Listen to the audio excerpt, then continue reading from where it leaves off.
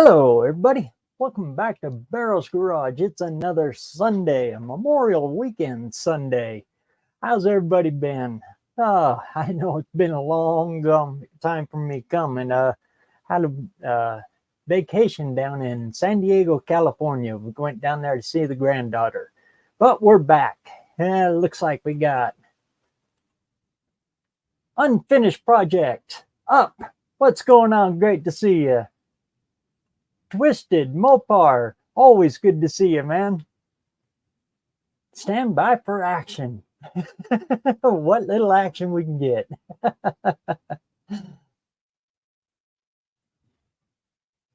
Junkyard D, what's going on? Great to see you, man. And right back to you. Bruce Cultigen, always good to see you, man. And our good friend over in Norway, Eric, what's going on? Great to see you. ASO, Auto Savage Outlaws, great to see you, man. Hope everything's going all right. Holy cow, we got royalty in the house. Mr. Ollie's Garage, great to see you, my friend. What's been going on? Those Fords been beating you up?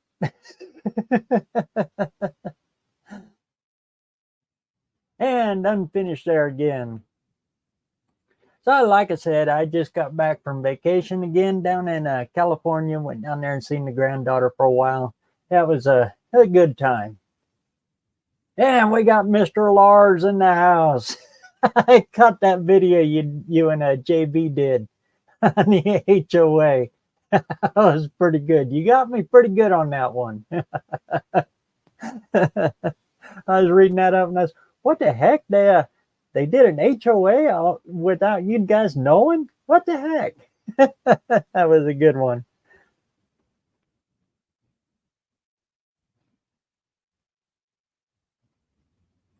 Mr. Lars is the royalty in here, huh?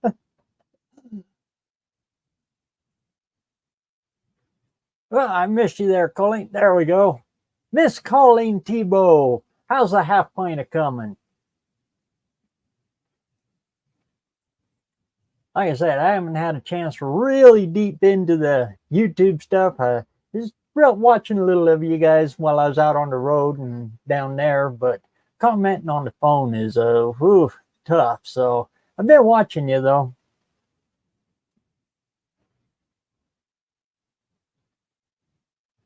I was going to, but I haven't got everything set up in the shop yet. Next week, everything goes good. Yeah, I will be. Spring has finally sprung here in Idaho. In fact, it's 66 degrees. We haven't seen that in forever. So now I can finally, and now that I'm home again, I can finally get all the winter stuff out of the shop and get back to the fun stuff.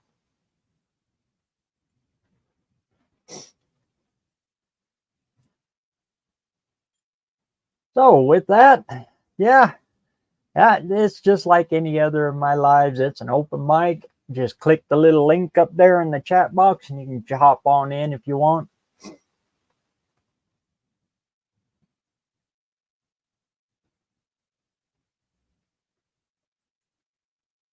You're finally up into the 70s over there in Washington, huh? Of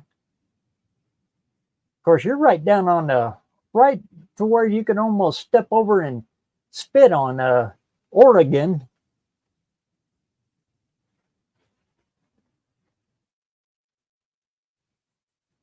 It's hot over there in Alabama, huh?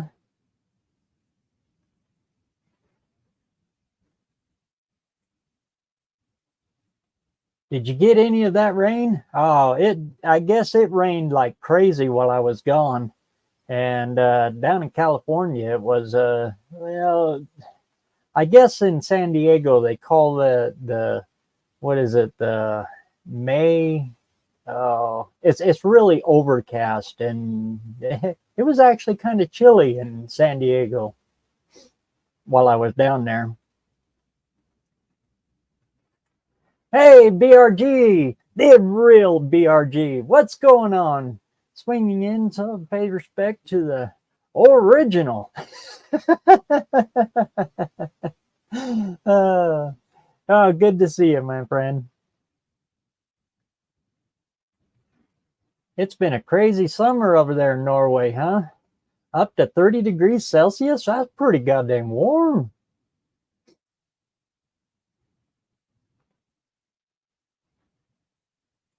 I can't do the math right off the top of my head, the conversion, but I know 30 degrees Celsius is up there on the Fahrenheit scale pretty high. Half pint is slow going. Bought a Mustang parts car for the transmission. That's cool. So we're swapping transmissions today. Sweet. So that's what you're going to do, huh? You're going to stick the little Ford in it?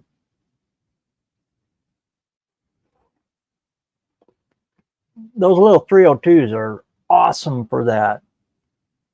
That's why it's one of my favorite engines of all times. They're so narrow that you can fit them into almost anything. They are a little bit long because of that Ford timing cover and everything on the front, and because they're external balanced, it makes them a little bit longer than what you would think. But I love those little 380 or 302 289s.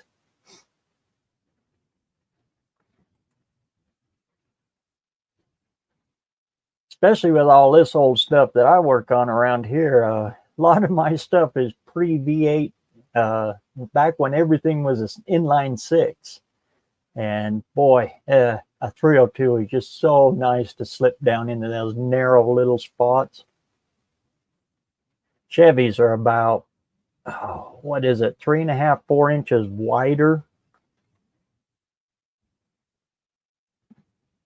The 351 Windsor, I don't mess with that one in the Ford world. If you step up to that, I generally go to a 335.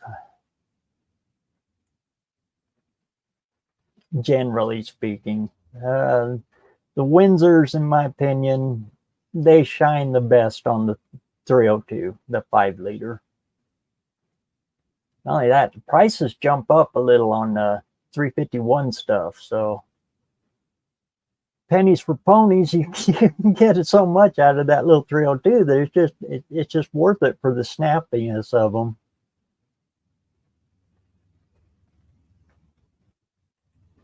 86 degrees Fahrenheit, huh? Wow. You're up there with the polar bears.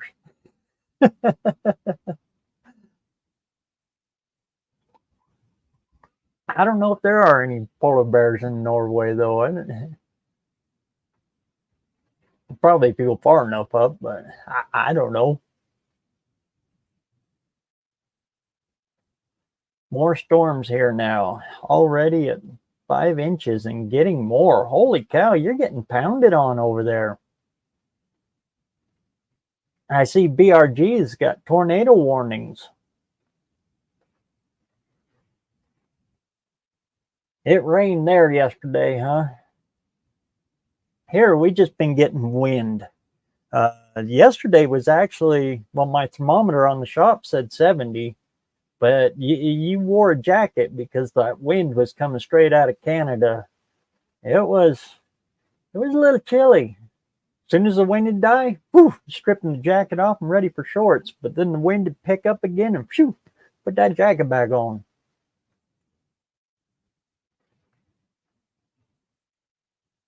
Yeah, the Portland metro area where you got to watch out where you step. That's too bad too, because that used to be one of my favorite cities. Just tourism, just passing through. But Portland used to be one of my favorite cities to drive through. All the time, though, I always favored Vancouver on the north side of it, right where you're at.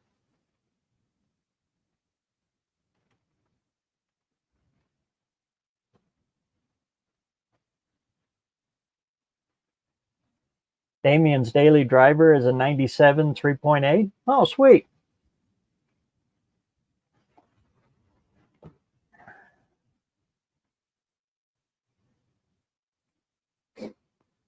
You going to try to put a 302 in that little truck instead of the 318? 318 is a little bit wider. Well, they're about the exact same as a small block Chevy. The 318 is, dimension wise.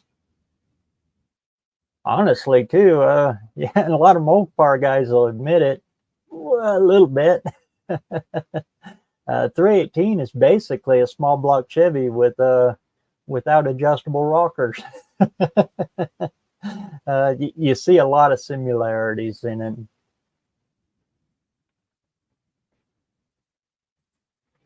The 351 Windsor is just inch and a half wider than a 302.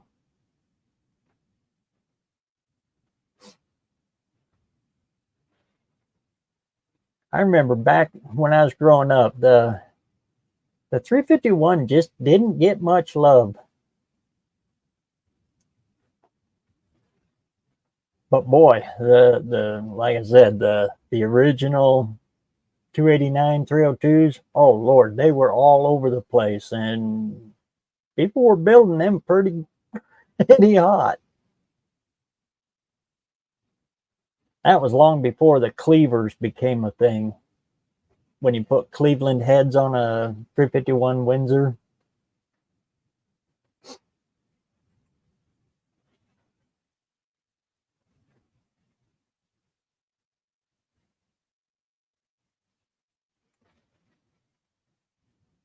Inch and a half on the sides, yep, that it is. Like I said, that's why I absolutely love the 302. You can actually leave the inner fenders in.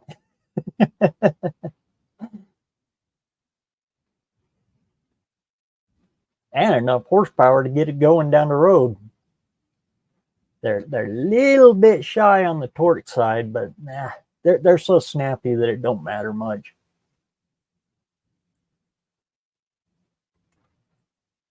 And reliable, and you can get parts for them anywhere and everywhere. That's the good part. When you're driving through Nephi, Utah, out in the middle of nowhere, and you break down, you can stop in at the Napa in there and get any part you want for it. And generally speaking, it's sitting on the shelf.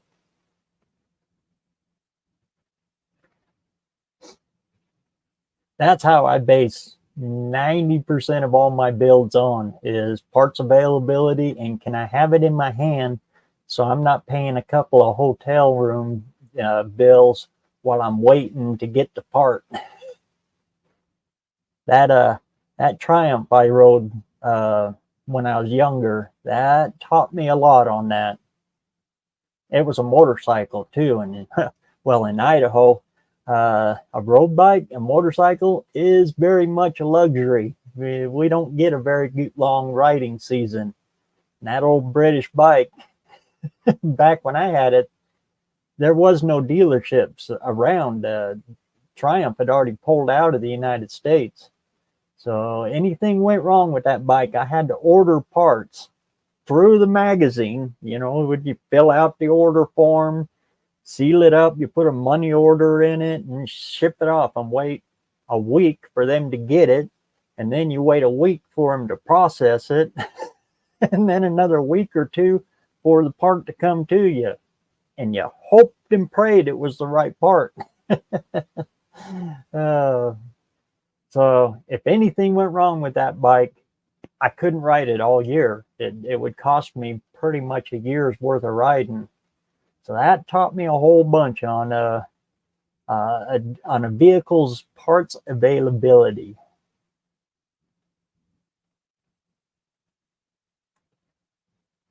It lies in the name, polar bear. Not on mainland, only brown ones.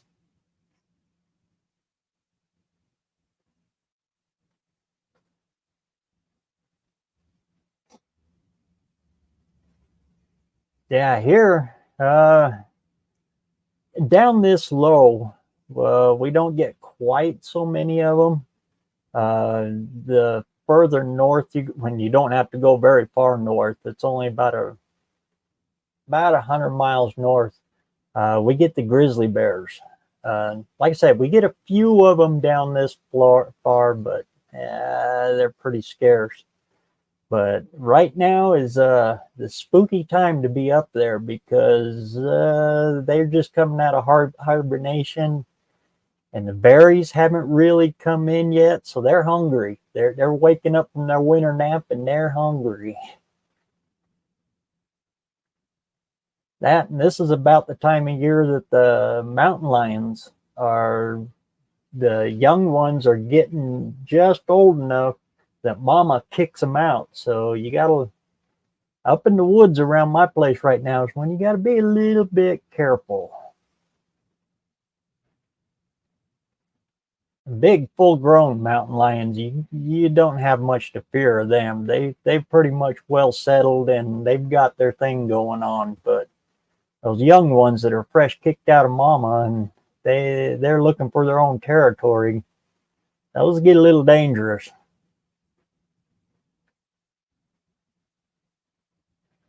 Anyway, get back on here. Hey, Kenneth, great to see you. Thanks for stopping in. I put a 351 Windsor in a Mustang too. Don't have to tell me about it. selective space. Oh, that's a car I wish more people would do. The old Mustang 2. I know when they first came out, they were, everybody hated them. I can't even think of too many Ford guys that, really adapted to them.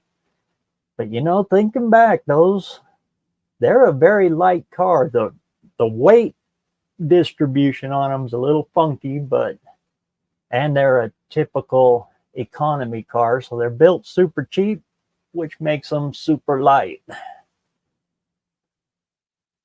But I'm suspecting Cash for Clunkers grabbed the lion's share of all of them.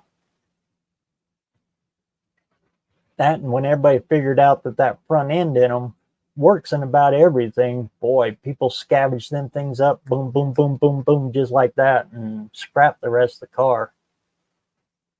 But I really think the Mustang 2, with modern stuff, with modern techniques and everything, especially now that you can go out and buy a TIG welder and a MIG welder for next to nothing. People can really do something special with them things now.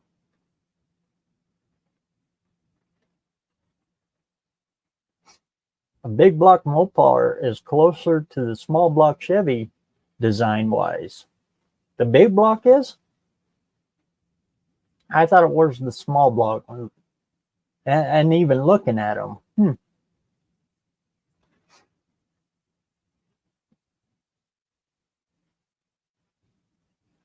Mopars, I'm a little bit lost on.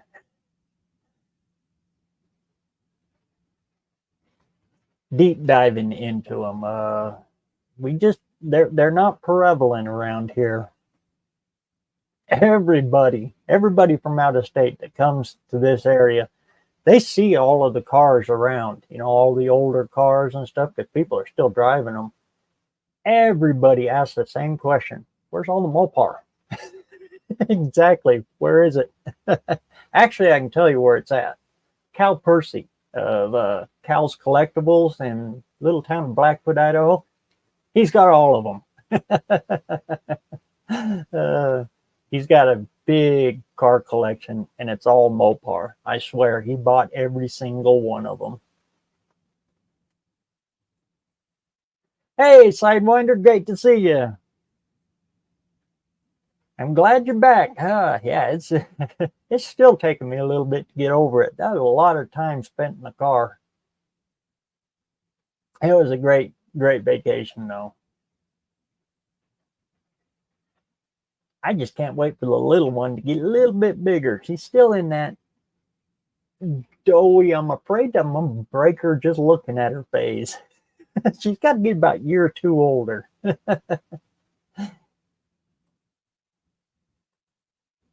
Slow Shopping Customs. Always good to see you, man.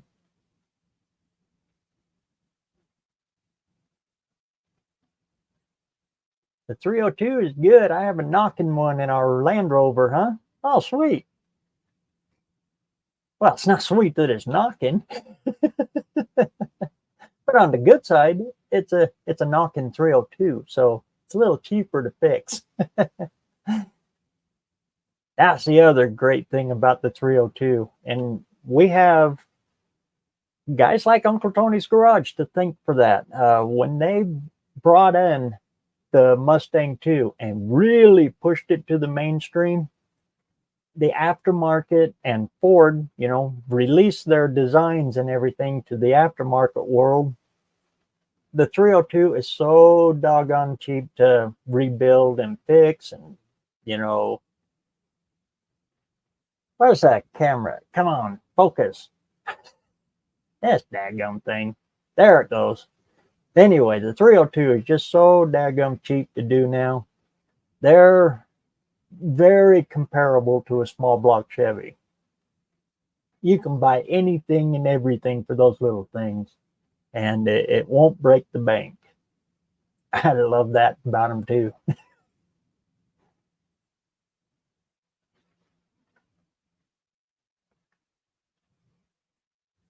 Yesterday, I added sheet metal covered lug nuts to my list. That should never have been invented. I added sheet metal covered lug nuts? Oh, Lord of mercy. I know what you're talking about. Yeah. Those lug nuts they've got the fancy chrome cover over them. Oh, yeah. That and chrome on top of aluminum alloy wheels. I got a good sized scar right there on that thumb. I don't know if you can see it, but it's a V-shaped scar right there. That was from taking the wheel off of a Cadillac Escalade. And that chrome separates from the aluminum alloy wheel, and as it separates, it'll split. And then when you reach around to grab it to pull the wheel off, the splits are just like a pair of scissors. They'll when you pull it off, and it's like a razor. Good Lord, I almost cut that pad of my thumb clean off. Oh, why? For chrome that just flakes and falls right off. And it comes off in sheets. But same thing. Yeah, I put that right up there with the list of those covered lug nuts.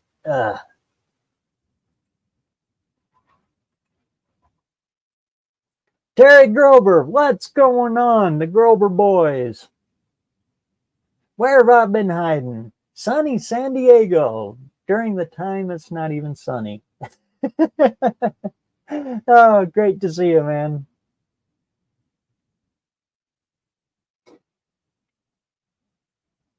Let's see. Oh, Lord, I'm way behind. Arrowhead Garage. Always great to see you. I love that logo. That has got to be one of my favorite logos. If you hadn't already thought of it, and I came across something like that, I would have put that on my 40. One of these days, I got to get on that 40. Actually, it's one of the few that I've actually had title work done on it. It's already got the paper.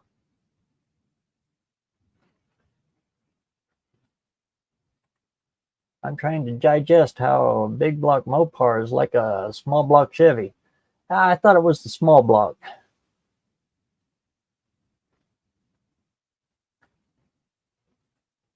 You're mentioning that 302 or narrow.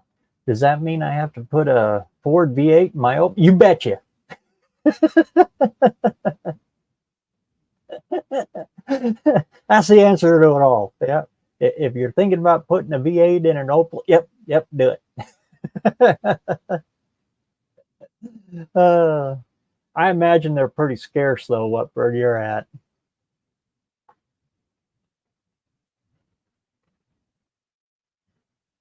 Yep, see, you even got some full support right there. And he's not too far from you. You just hop over the border. He's right over there. The nicest thing about the Mustang too is how it rode and handled. Yeah. The V6 was the best, as the V8 made it a bit too nose heavy. Even that little 4-cylinder, I had 2 of the 4-cylinder ones, what little 2.3. Yeah, we used to call them 2300s. It made it sound bigger. Excuse me. But yeah, you throw that thing into a corner and it would just lay into the corners. We used to take it to the mall parking lot late at night, and we'd play Days of Thunder out there. It was a nice little road track all the way around the edge of the mall parking lot. We'd just get hauling butt. And that little Mustang too, it didn't have much power, especially because it was an automatic, the one that I was doing that with. Even though it's a very low on power, it actually did pretty good out there against some of the others. Until the cops would show up, then we'd have to leave. But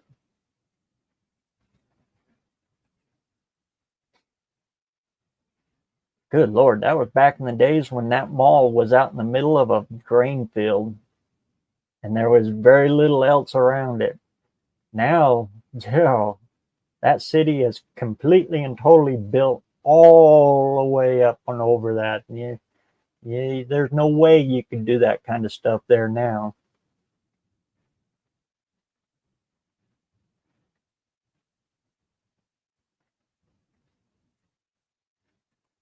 Mustang 2 was a Pinto all dressed up. But it still had the look of the Mustang. I do have to say that about that little thing. It's got the big opening in the grill, like well, it still looks like a P-51 Mustang, and that's where the Mustang got its name from. And it's on the side, it's got those scallops in the side, just like the original Mustang. You know, it really did still look like a Mustang. The Fox body, it lost me. I love everything else about the Fox body, but the look of the Fox body, I never did like. I always thought the Fox body looked like a dressed up Tempo. Ooh, I'm going to take a hit for that one. See, even the camera went blurry on me when I'm talking bad about the Fox body.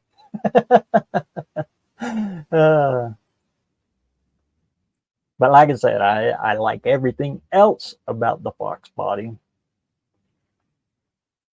Thumper, the sweaty fat guy. What's going on, man? Always great to see you.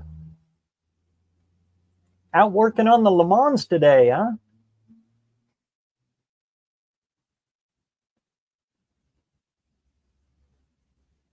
And Thumper's got one heck of a great channel. I highly recommend everybody go check him out.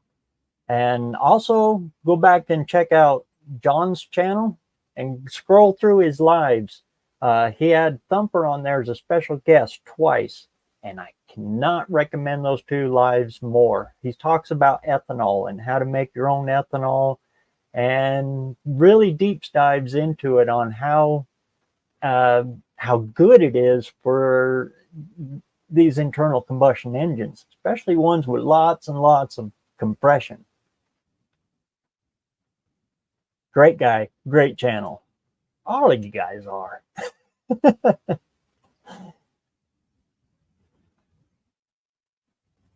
I'll have a video out in a day or 2 with it running again. Hopefully, sweet.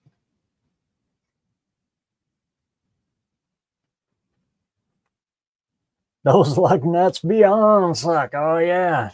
They look real good when they're in the package, but as soon as you put them on and you torque them in, they'll tweak, and that's the first step.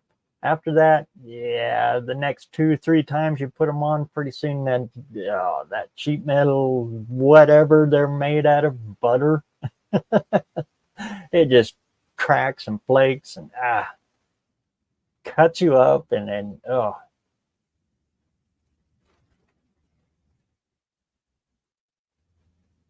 and nothing fits them. No socket truly fits on them. It's just, yeah, they're just a bad idea all the way around.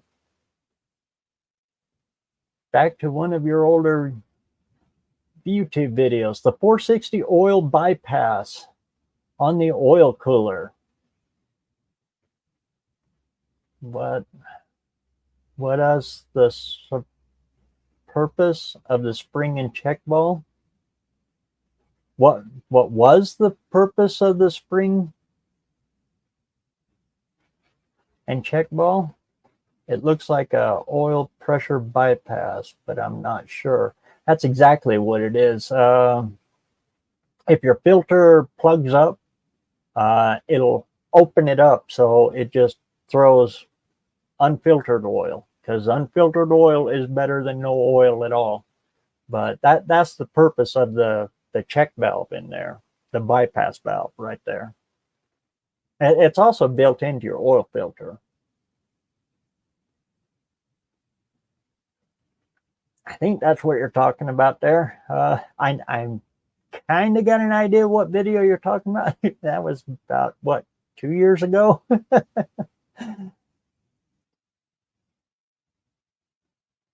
And the bypass for the oil cooler, yeah, it's just got 2 other leads on it that goes out to the oil cooler.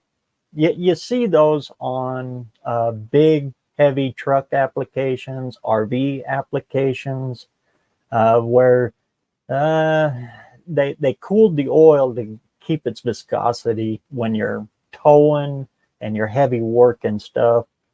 Or you'll see it on stuff that it's got a PTO on it, where the vehicle is just sitting and running on an RPM to do the same thing, to keep the oil cycling, because it's not going down the road to help cool it. I hope I answered it there. But that's the purpose of that check valve in there. So if anything bad happens, it'll throw it and it'll just cycle the oil without going through the filter. Kind of a last ditch.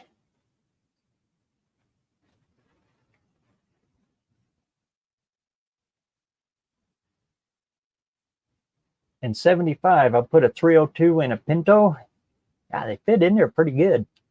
Used passenger side exhaust upside down on the driver's side, and the pipe down the front and back out the back. I've seen stuff like that. Or you take the heater box out. That was the other big one.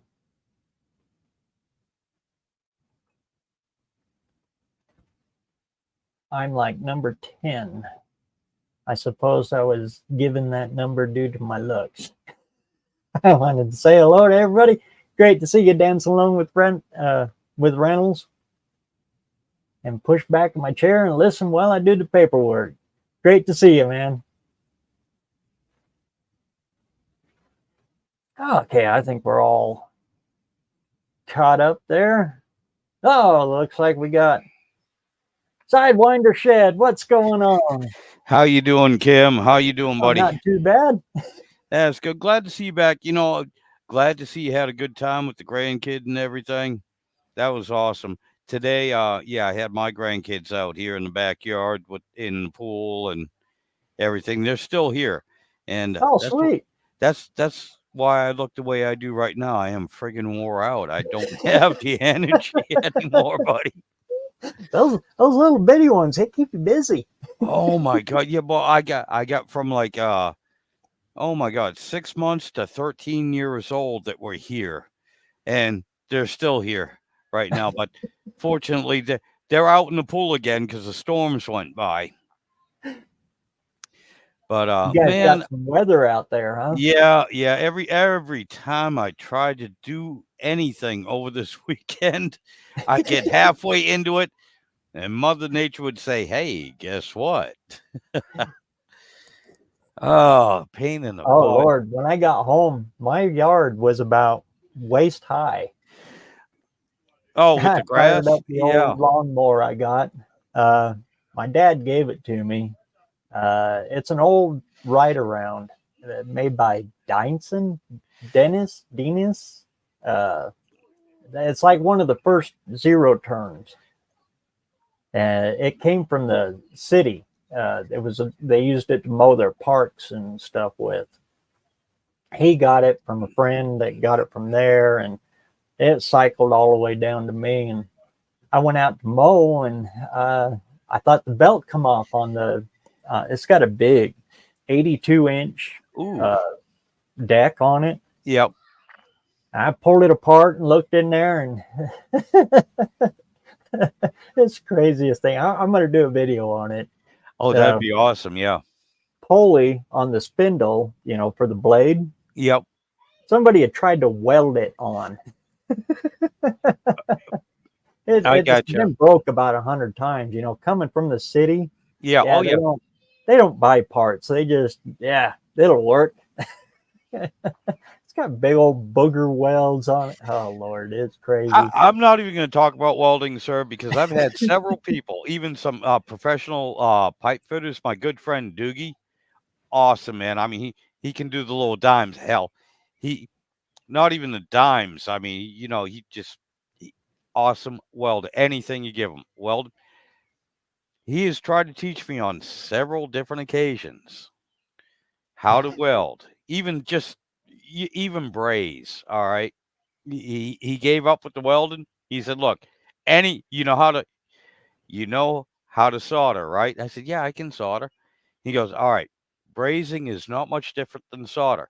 He looked Pretty at me, close, same, yeah. yeah. He looked at me afterwards and he said, "You don't know how to solder either, do you?"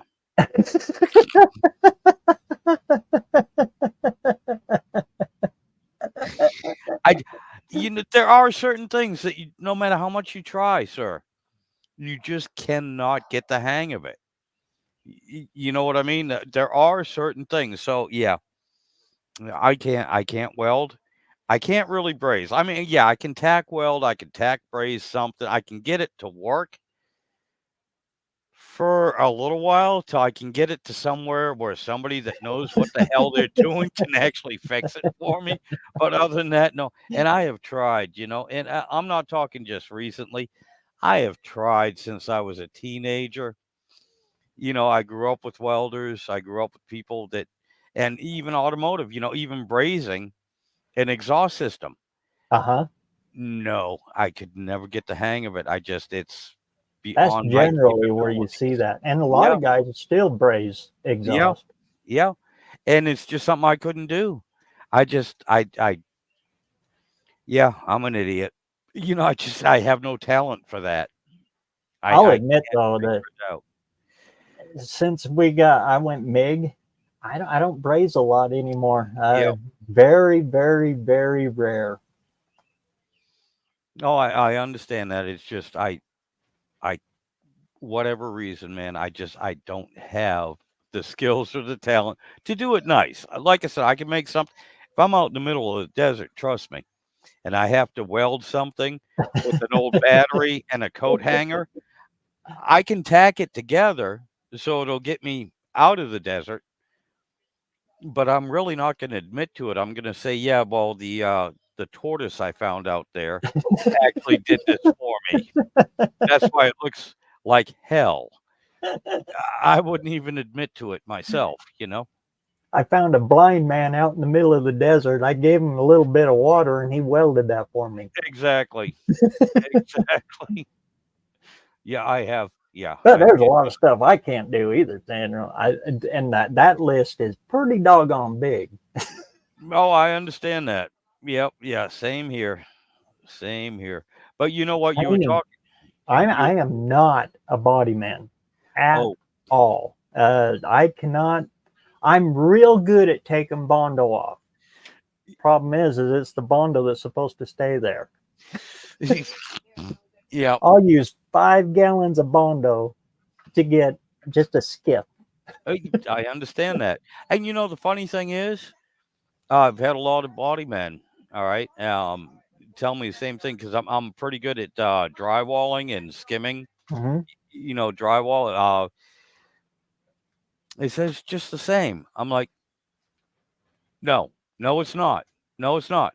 Because I can patch a hole in drywall. I can skim a seam. I can put the tape on, and honestly, very, very, very little sanding.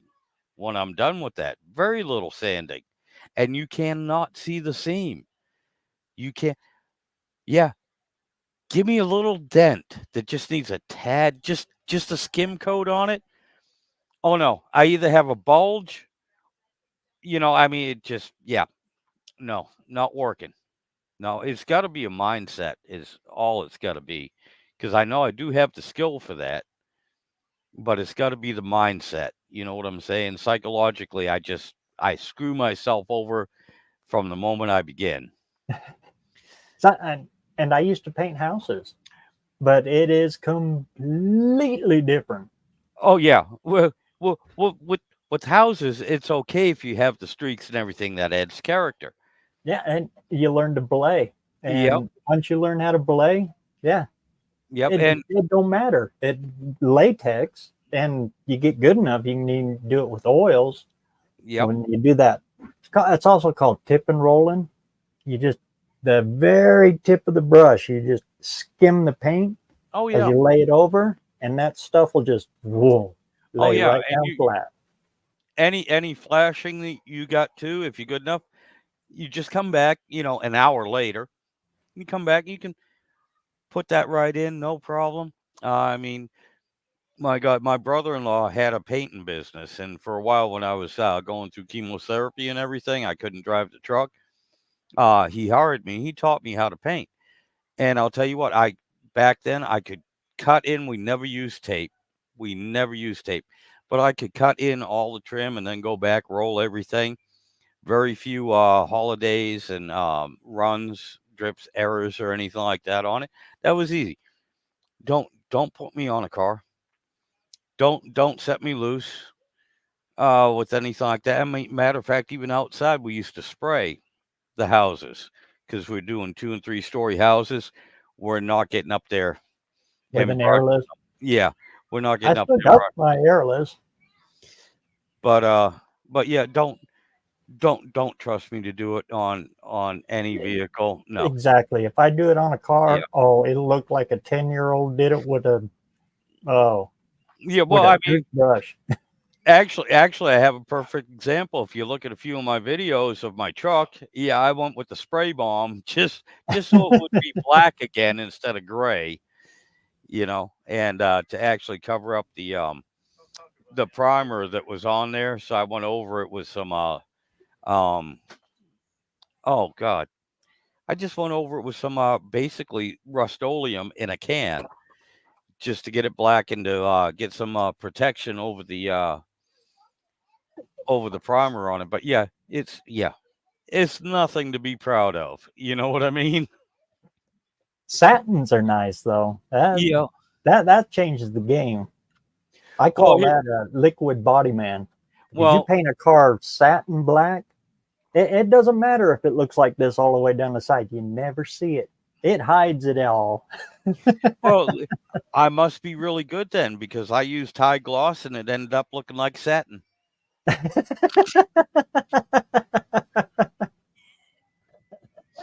Yeah. Some things I just have no talent with, you know? Some things I should not be near or allowed to do. But you do what you got to do with what you got, and I'm not working with a whole lot, so I do the best I can. I even took a job at a restoration shop. Oh, and Rex, my boss. he tried like heck to teach me how to do it, and I just couldn't get it. Like Well, I said, it was all in body work. I can weld in a panel, no problem. That actually that's kind of all right.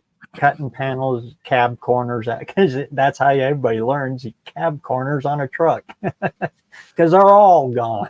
yeah, yeah. Whether you want to do it or not, yeah, that's how you start. I understand that, Evan. You know, That part's easy, but that you know, little skiff of bondo you got to put on there. I'll tell you what, I cannot get that right. no, no, I understand that. I understand that. Like I say right now, at my age now, I just say, well, those dents and everything that adds character to the vehicle. It Yep, was well used and well loved. It tells adds a story character. right there. Yep. Yep. I'm not gonna mess with it. There's a Or as I story to call that. them, they're custom body lines. There you go. There you go. But and the funny thing is, I'm very good with wood. Okay. And it's funny because again, my friend Doogie's like, well, metal is so much easier. I'm like, Doogie, well, one, you're twice my size. Okay. And the bending, the moving, and making it bend to your will.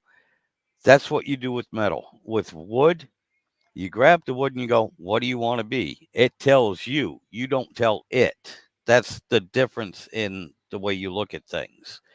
With metal, a fabricator, you grab whatever piece of metal you want and you're going to make it the way you want it to be. You're going to make it do what you want. Me working with wood, I'm going to go through 4 or 5 pieces of wood until I find one that we agree, both of us, me and the wood, agree this is what you're going to be. And even when that happens, halfway through the project, the wood's like, no, I changed my mind. I want to be this. And I'm like, hey, you know what? That even looks better. So I'm going to go with you. I'm not going to bend you to my will. I'm going to follow what you want. That is kind of the difference that I see between metalworking and woodworking. The measurements, the angles, everything, a lot of it is extremely close and almost the same.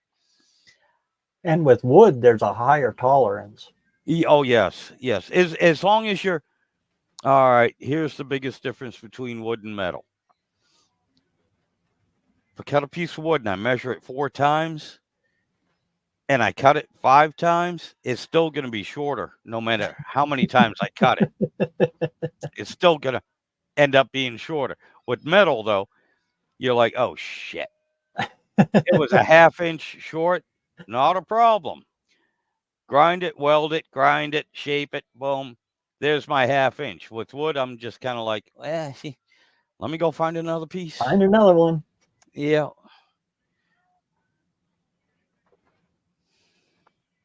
My dad's like that a lot. He could figure out how to get this way over here and this at this angle here. In his head, he'll figure out the bracket for that in his head, and I can't do that. Oh, yeah. Tell me about. He can design it all out in his head and just and put it up there and do it. And it blows my mind to watch Yeah. him do stuff like that. Well, that's a craftsman right there. That's awesome, man. Building a something simple like a throttle cable bracket.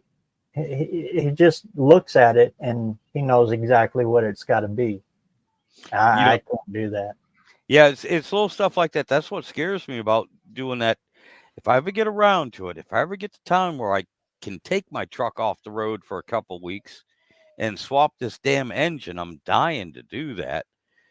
But those are little things that are killing me because I'm going from the stock throttle body to a medium rise, air gap intake, Uh-huh. carburetor on it, and everything. And it's that stupid little stuff, the throttle connections, the kick down for the automatic For the transmission. transmission. Yeah, Mm-hmm. all that little stuff right there. I mean, doing the big stuff, tossing the engine, pulling the engine out, tossing the engine in, hooking everything up, even wiring it is not that big of a deal. But to sit there and go, do I have full throttle? Oh, and when I release the throttle, is it going to release all the way? And when I need it to kick down, change gears, is it going to do that? And how do I make this work? Because it didn't come stock this way, it didn't come factory this way. And should I go with a cable? Should I go with linkage? Straight link. And if I do, how am I going to make it? You don't think about that until you're sitting there with the engine in there going, well, it runs and it works great if I use my hand. Now, how the hell do I hook it up so I can use my foot from inside the car? And that's what scares me. A lot of people on here that we know and everything, they're sitting there going, yeah, you guys are friggin' idiots because that's so simple to do. It'd take me 10 minutes. John Wilborn, he'd be like, yeah, that'll take me 5-10 minutes. Matter of fact, do you have a piece of steel? No. Well, grab me that old tin can and I'll make it for you. I mean, those guys are awesome. I can't do that. The level of talent in this whole group is just beyond amazing. And Yeah. everybody's got their own niche, whatever that niche is. And Some the of other it thing, don't even pertain to cars or anything, but they got a yeah. good niche. And the other thing is that they are great people. They're willing to help you too. I mean, they're just there. Hey, you need something? Let me know. I mean, I can't get over it. I've said it over and over and over again. This group here is just they're incredible. They're wonderful people. And of course, Kim, you're one of them. I mean, if it weren't for you, I wouldn't know half of them anyway. So I mean, See yeah, I what I mean, did to you? yeah, it's just so awesome, man. I It is reached out and great. grabbed a hold of you and threw you right in here. Yeah, it's awesome. Oh, and with that being said, I hit over 500 subscribers now. Sweet, Yeah, so you're in. I do have to get a hold of John so that instead of just going up and watching the no names, I I might Drag that old Dodge in there. well no, I might have something here. I don't want to say too much because I'll jinx myself, but I might have something that I might take up there. And Sweet. yeah, it might make it halfway down an eighth mile, but at least at least I can say, hey, I tried. But yeah, I do. Wow. Here's a Yeah. guy I haven't seen in a while. The James and James Show. Great to see you, my friend. What the heck is going on? Boy, these boys is quick. Yeah. First year I was out there, they brought their slow car. Wow. Oh, Oh god. But the other thing you're talking about is that old the 302 Ford. oh yeah. Before I got into Mopars, my father, he born 1914, he swore on Fords and everything. And of course, so everything I had was Fords. So I loved Fords. I grew up with Fords, loved the Fords, and the 302, especially in the 80s. Oh When yeah. when I was in high school, um, i- that was when 302s were everywhere. They were a Everywhere. dime a dozen, and not only that, but that's when you could get all the aftermarket buildups for them because everyone was building a 302 because they were so cheap and inexpensive. But again, just like everything friggin' Ford does, they're actually overbuilt. Oh yeah. Ford will overbuild Oh everything. yeah, it wasn't. Here's the minimum. Here's what we need to get by. Here's the maximum. Here's Ford. Let's just add a little bit extra, okay? Just in case, because we know we have a good following. We have a lot of people love Fords and everything, and we know most of them are idiots. They're going to fuck something up. So let's give them enough material to screw it up with on the first time, so it doesn't matter. And on this year, we're going to put the bolt here. Oh Jesus! Oh, let's do halfway through that year. We're going to move that bolt over here. Yeah, yeah, that too. That they. Yeah, there are pros and cons to them too. Or mid-year, let's change the water jackets on the heads so that this year head halfway through the head, it won't fit on the old engine 306s. They did that in 1990. Halfway through, for whatever reason, Oh, the you want woman to talk had, about yeah, one good engine? That 306, yep, that has got to be one of the best engines ever built. yeah. I've had several of them. My old truck, the one I had before this Dodge, I bought it brand new. It was a '89. I bought it in '90. It was a leftover, and I paid $7,500 for it. F-250 4x4, and manual transmission, straight 306, multi-port fuel injection on it at the time. Yeah. And yeah, I put almost 400,000 miles on that damn thing. And the only reason why I got rid of it, I had it for 27 years. I had it longer than my kids and my wife. And when I had to get rid of it, it was like putting down the family pet. It really was. It was like putting down I cried when I had to get rid of it. But and the biggest thing was it got tired. I never babied it. It was always used as a work truck. It was always used hard, and it was just it was just like 200 little tiny $5 things that was wrong with it, and I didn't have the money or the time to fix it, and I didn't have the space to keep it either. So I had to get rid of it. And I literally cried when it left my yard. When and I sold it to somebody though that was going to fix it up. So I felt good about that, but I literally cried when the damn thing was being pulled out of my yard. It broke my heart. I mean, That was the hey, secret of them, though. They had so much low yeah, torque. I mean, they only had to have 500 RPM to get them things a rolling. Well, a little more than that, but they just excelled at low RPM grunt torque. oh yeah, this thing would never win any races, but I had a 2,300 pound slide-in camper that I put on the back of it for years. And we'd go up to New Hampshire in the White Mountains. It would climb the mountain. It would go out here at the Blue Ridge Parkway in Virginia. It would climb the mountains there. No problem. I mean, it Oh just yeah, chug right along. they don't And overheat. They don't, no, they just keep right on and going. yep, yep. Throw a 460 in there. Yeah, okay. Watch, keep your eye on that temp gauge. Now I'll tell you what. I had a And that was a drawback of the 302, though. They don't have a lot of low RPM torque. You got to spin them a little bit to get them going. the 302s are great for cars.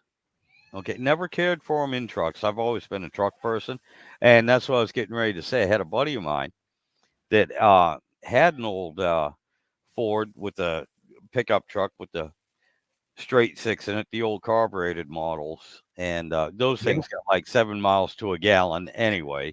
But he swapped in a 302. He ran it for 2 years, and he was doing the same thing with it, hauling stuff, carrying stuff, Yeah. using his work truck. And he's like, no. After 2 years, he went out, he got himself rebuilt straight six and swapped it back over. He's like, I can pull for what I need it for. What he needed it for? He could pull that straight six, pulled a whole lot better than that 302 did. With that being said, the 302 And sounded a whole lot nicer, but that's the reason I got that 327. Well, cousin Mike got it given to him, and he gave it to me. That little 327 came out of a pickup. A guy had it built for a 4-wheel drive, 3/4 ton pickup that he wanted to go haul wood with. ooh, It's got a high cam, or not a real high cam, but it's got a cam in it. They de-stroked it to a 327 instead of a 350. It's a high high RPM RPM, yeah, performance build. yeah. And then they stuck it in a 3/4 ton 4-wheel drive pickup to go up in the hills and pull wood. Yeah. That's not what you want. No. And he You, hated it. He said, yeah. I got to have full throttle just get this thing to move. Well, Yep. yeah, you do. Yeah. They That's pulled it funny. and put a 454 in it. And that's how that engine came to be. Yeah, it's a funny thing that purple engine I built, that 360. Um, I got a few friends, and it was trying to explain to them because they all built race engines. Okay, so wide open throttle, high RPMs, everything like that, and they're like the choices I made for the cam, the pistons, and everything else. And even when I oh my god, did the heads on it and ported the heads and everything, they're like, no, you got to make them bigger, this, that, and the other. No, I'm more interested in velocity than flow. And torque. Mm-hmm. Yeah, That's because why a truck intake has got little itty bitty little intake ports. yep, yeah. All I did was clean them up. Mm-hmm. I didn't really open them. I did some bowl work on it, just to clean up the casting.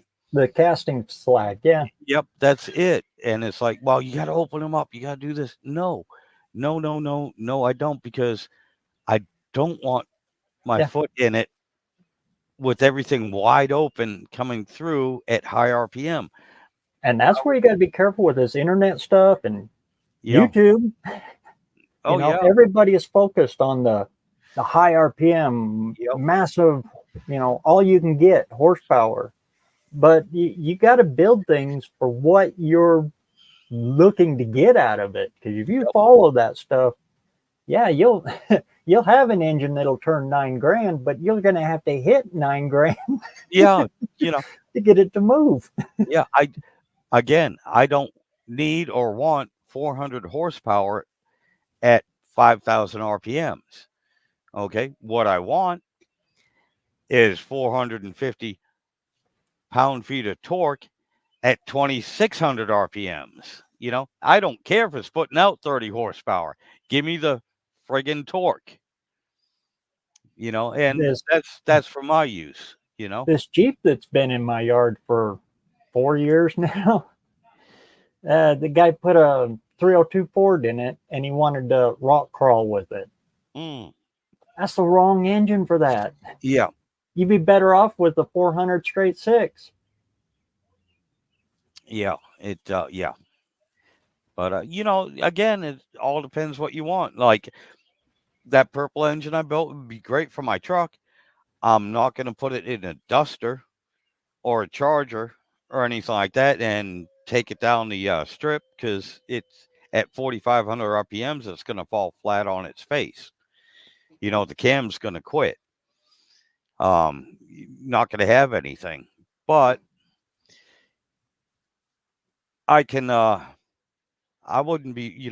If I make it to No Name National and they'll let me do it, I'll take that truck down the 8th mile with the camper on 2,200-pound camper on it. And, I think it will impress a lot of people. I'm sure it will, and hey, on the way down there too, if somebody stalls at the line and they want to tow, I'll tow them down there with me, and it probably won't change the time a whole lot either. Hey, that'd be an interesting drag race. Tow Yeah. races. Yeah. I don't know how they'd let that fly, but Yeah, no, I don't think they'd if be happy somebody with would, that'd make an interesting one. I'm sure there's somebody somewhere out there has done that. Yeah. I've seen the boat races when you put a boat on the back and they race them on the circle track. Oh, I've seen God. those. Yeah. Yep. Yeah, but again, I'm sorry, got a bunch of people here talking about their 302s. That is a nice engine. That is that's the Ford equivalent of the Chevy 350 small block. It's a good engine, and you can do anything you want with it. Yeah, I tell everybody that is looking to get a 302. If you're budget minded, that's the one to do. Yeah. Well, if you're budget minded, small block Chevy all the way. Well, yeah, yeah. There's just so many open doors for it. But if you want to switch it up and go with Ford, it's almost the same money. to do whatever you want to do with it. Oh yeah, and you can do anything. I mean, matter of fact, you can uh if you want to go from a from a block and you want to make it a truck engine, you can do that. You can do it. You can make it so that you get your low end torque and everything. You just got to keep in mind, don't look, yeah, like you were saying, don't listen to YouTube, don't listen to all these racers. Keep in mind, and it's kind of like my what I was telling my friends when I was building this engine. I want to build a gasoline diesel. You know, I I Exactly. I want it to act like a diesel engine, but I want to run on gasoline. You know, Focus on the torque numbers. Yeah. exactly, The blue exactly. line on the dyno, not the red Yes. line. Yep. Blue line. That's the one you're looking at. Yep. I want to see that thing go straight up. The red line, it can go wherever it wants. I don't give a shit. Yeah. Blue line from idle, I want to go straight up and just kind of stay there, go off the chart maybe. And I'd be happy with that until I have to start replacing drive shafts and U joints. Then I might reconsider my choices in life. Now, if you really want to do it, yeah, like Thumper's saying here, yeah, play with Pontiac. Yeah. Pontiac was like dead set focused on torque. Yep.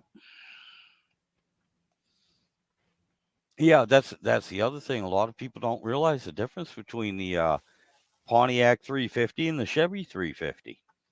There's quite a bit of difference between Oh, those big two time, engines. Yeah. especially when you go buy parts. Yeah. Yeah.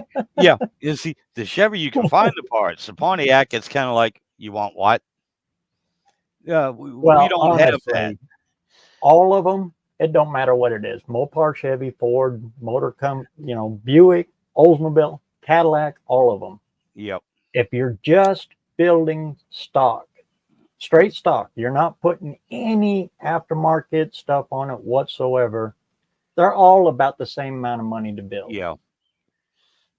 FE, everybody says, oh yeah, FE, that sounds for effing expensive. Yeah, it does when you add an Edelbrock intake to it. Yep. That But I mean, Edelbrock intake's going to cost you almost to build. think about it. The guys But you putting everything back bone stock, the way it came from the factory, they're all about the same yeah, price they're not too bad off. Well, within, within tolerance. $100 on each Yeah. part. Okay, nowadays, back in the day, within 30-40 bucks on each part. But then again, the people you hang around, who wants to build a stock engine for themselves? Maybe if it's for their mom or their grandmother, they might do that. But honestly, I don't know too many people that's like, I got this, I got that. Doesn't matter what brand it is or what size it is. Never hear that they want to build them stock. Very rarely. It just, how high do Especially how when you high go do to you the go? machine shop. Oh, And the machine shops are real good at sticking that needle in your arm. yeah, Well, for just a little bit more, we could do this. And a little bit more, we could do this for you. And yep, wow, we can do this for you for this right here. And that, $1,500 machine shop bill turns into, yeah, oh yeah, oh yeah. I got to go home and sell a car to pay the machine shop now. Yep, yep. No, I know that feeling too. Because I'm an addict. I admit it. Yeah. That again, I had my machine shop right down the street from me. I had to explain to him when I dropped the heads off what I wanted to do because he was all set to do all sorts of crazy things to my heads. Open them up, put bigger valves in them and everything. Even I was like, no, no, no. This is going in a truck. Yeah, and it's going to be a daily driver too. So yeah, let's tone it down just a little. Give me a good valve job. Make sure all the stems, everything are sitting right. Nothing sunk in. All the seats are good. That's it. That's all I need. As far as trucks go, in Chevy, my favorite year is 72 truck engine 350. They had the perfect valve size and the perfect port matchup in their truck engines. That was like the pinnacle for Chevy. Yep. Then after that, boom, downhill. Well, again, everybody, yeah, everybody. everyone did because we had to deal with the Yeah. the emissions and everything, and that's honestly with the engine I built. That's one of the things I had to deal with. It's from the factory. It's an 8-to-1 compression ratio in that engine, and so we're talking 190, maybe 200 horse. With that, it run on anything. I mean, hell, you probably throw kerosene in it and it would still run. But yeah, I put different pistons in it, and I was trying to keep it around 9-to-1 was my goal. Yeah, I overshot that. I over 9.7 is what the static compression turns out to be. So, Yeah, you can still get her all right with that. oh yeah, I'm still hoping it'll run on 87 without detonation, without pinging. Because I don't know about you, but even though I work, 60 hours a week, I still don't make enough money to fill that thing every week with premium. You know, I might be able to manage mid grade, but yeah, You ever buy mid grade? I don't. I just skip right over it. yeah, no, yeah, same here. Never have. It was either the bottom tier or the top tier. Yeah, Yep. it's either all or nothing. Yep. All or nothing. And fortunately, like I said, this old truck here. She does run on 87 very well. I'm hoping the new engine will too. I don't know, but I'm hoping it will. Travis's Mopar Garage. What's going on? Great to see you, man. You're back from the dead? Me too.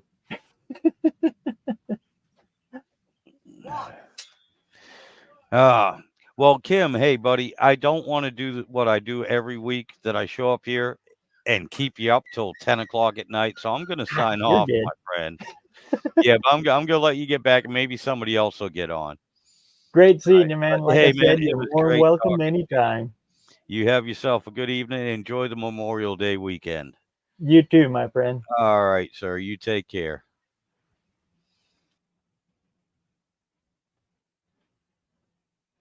No E85 here yet, but some of us are thinking about fixing that. You could jump right up in there and show them how it's done. That's the problem here. E85, I got to go clear to Boise to get it.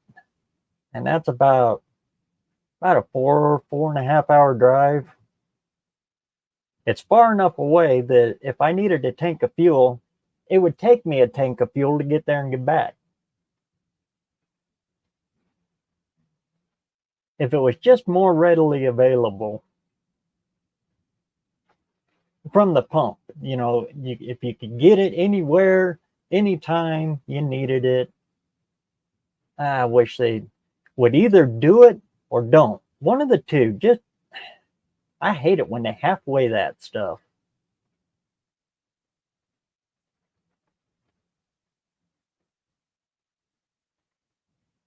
Pontiac has addictive torque. That they sure do. Well, I got to throw Buick in there too, because Buick really, well, all the BOPs, and a pain in the butt starter location, and a water pump that sucks to change. The water pump is very close to a Ford. Yep, I can get you there. And the starter, yeah, especially when you put headers on it. Oh, yeah. Oh, we got the doc in the house. What's going on, man? Great to see you. Once again, I sure do like that series that you're doing with Kiwi and Uncle Tony. You guys are rocking that. My favorite videos you guys are doing when you take that little Jeep, that little XJ, out to the track and watching you guys just light up and the smiles on your faces running that little Jeep. Oh, that is a proven fact. You don't have to go fast to have fun. Even though that little Jeep it's not the slouch that everybody thinking it is.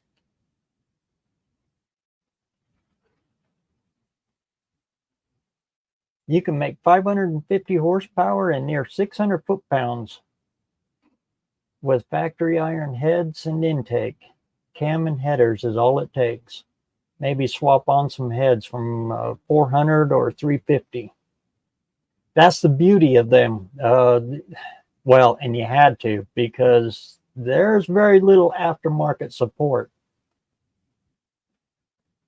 But the way it comes in right off idle, you know, I compare it, Pontiac, BOP torque to a Tesla. All that hype that you're hearing about the Tesla and how quick they are, and you just stomp on the accelerator or the light switch and they just throw you back in the seat. I rode in two of them, and it's the exact same feeling as a Pontiac with a 4-speed. It's almost identical. So all that stuff that they're talking about, you know, is so new and fantastic. No, Pontiac was doing that back in what, 65? Just a lot of people haven't felt it. And solid torque, bang, right off of it, that you get on a standard transmission. Not the soft cushion push of the, especially a bone stock automatic.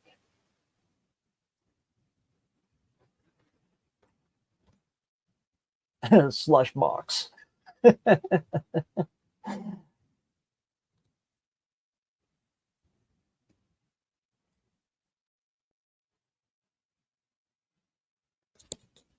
But it's a Chevy.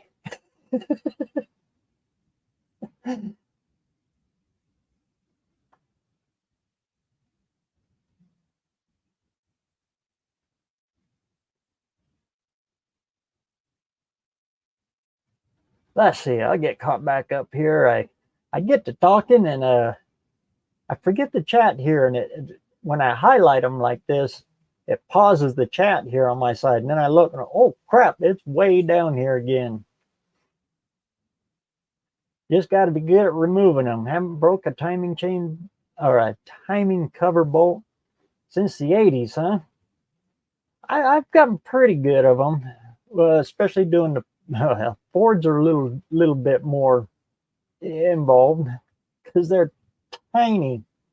What are they? A 5/16 bolt, about yay long, and it goes through aluminum into cast. Yeah, good Lord, those things lock up all the time. Getting better at them. That last one I broke one.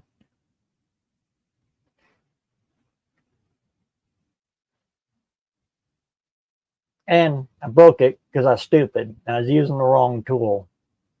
I was using my electric, and it's, even though I was using it by hand, my electric ratchet, it's too much weight on the end, and I pushed it too far, and yeah, snapped that sucker right off.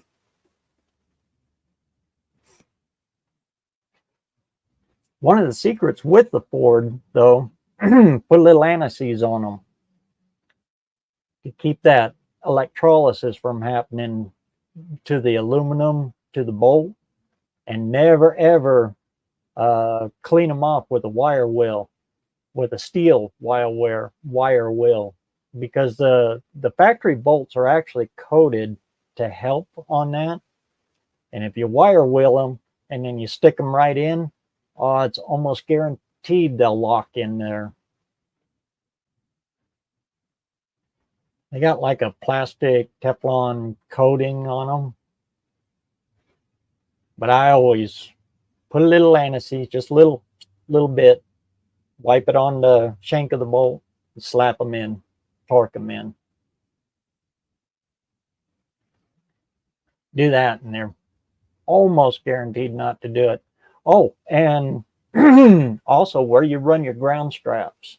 A lot of people forget about that part of it.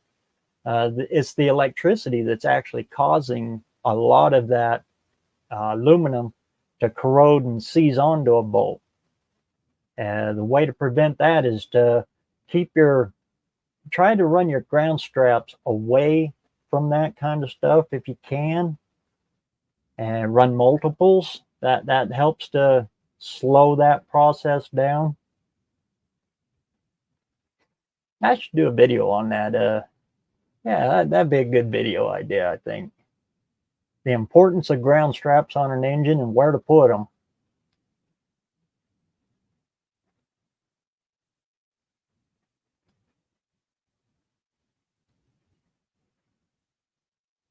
Let's see, we get caught back up here again. I ran the 89 octane when I lived in Nebraska. It was 30 cents less than the others. Sweet.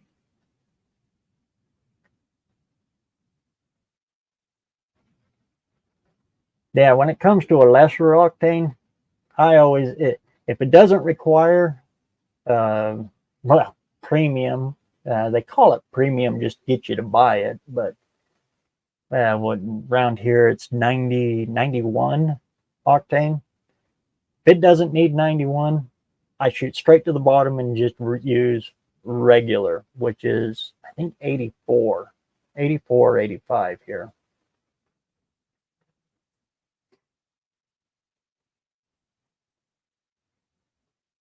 And I noticed going through Nebraska, when I went to the No Name Nationals, my wife's little Ford Edge, her new little Ford Edge, it requires premium, 90 and above octane because of the turbo boost and, you know, all that. And it does too. It'll run on lower octane, but you use like, the gas mileage goes to total crap in it if you do, because it loses all horsepower if you run low octane in it. So we run 91 in it, but going through Nebraska, 90 and above octane was hard to find right off the freeway. So I had to stop there, and I got a tank full of, I think it was 85 or 84 octane. And yeah, it went down to like, normally that thing gets about close to 30 miles per gallon. And it shot down to, it was less than 20 miles per gallon.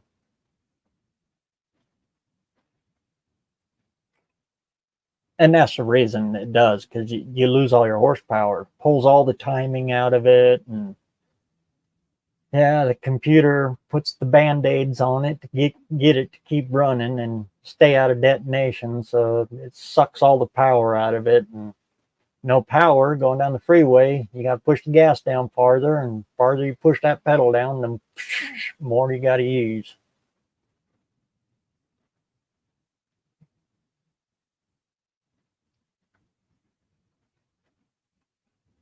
I picked up a 76 440 crank and set a big block Mopar 915 heads yesterday for $300. Sweet.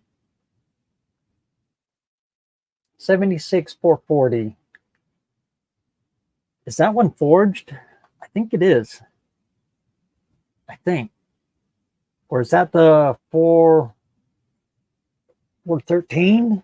No, not 413. Oh, that other one.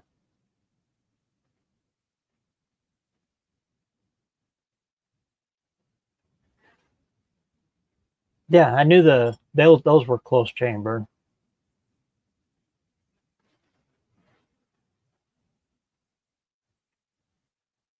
Fill barrels like I do. I have 200 gallons.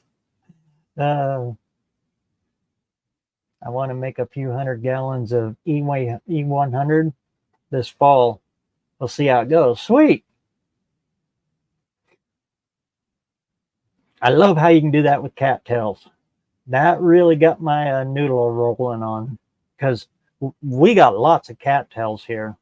They'll grow anywhere. And I never would have thought of making fuel out of them. In fact, as a kid, the only thing we did with the cattails is we'd trim them, cut them, and then you soak the heads of them, the flower part, the cattail part of it. You soak that in diesel fuel and light it, and you walk around like tiki torches. Found out the hard way you use diesel fuel for it. We tried the first batch with regular gasoline. Yeah, don't do that. Don't do that at all. Took a little while for the blisters to go away.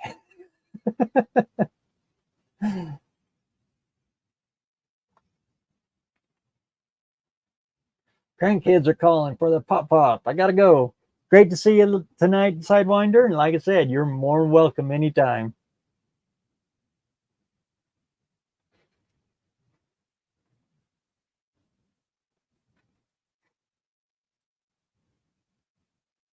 Plenty of aftermarket for Pontiac. That you can find them. They're out there. They're just a little on the spendy side.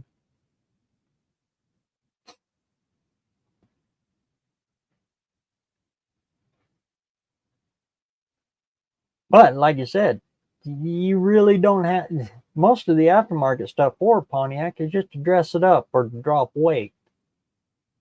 The way they did them from the factory, as long as you're looking for a lower RPM torque monster, good power band, Pontiac is the way to go. Pontiac, Buick, Oldsmobile.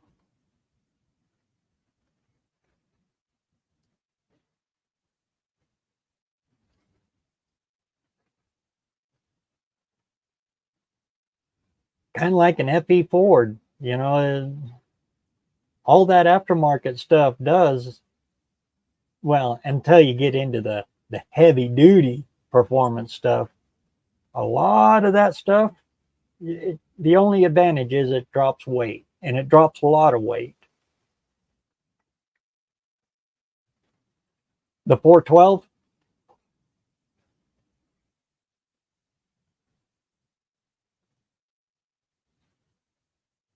thanks for stopping in, Edward.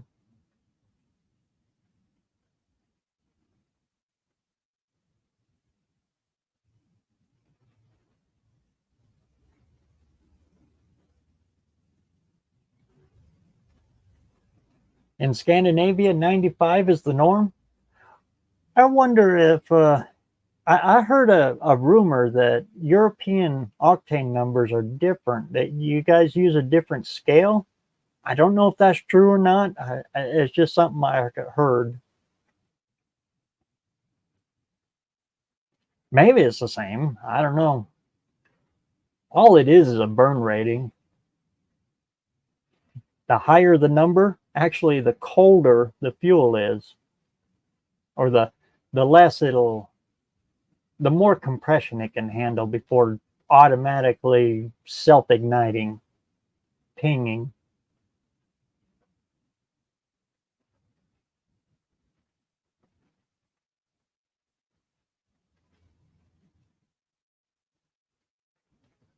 Had to go to Pocatello Friday. Stopped in and chatted with Walt for a few. Oh, sweet. How's old Walt doing? He's the owner of our classic junkyard here. Great old guy. He is one of the, I like just going in there and sitting down in his little makeshift office out in the middle of that junkyard and just talking to him.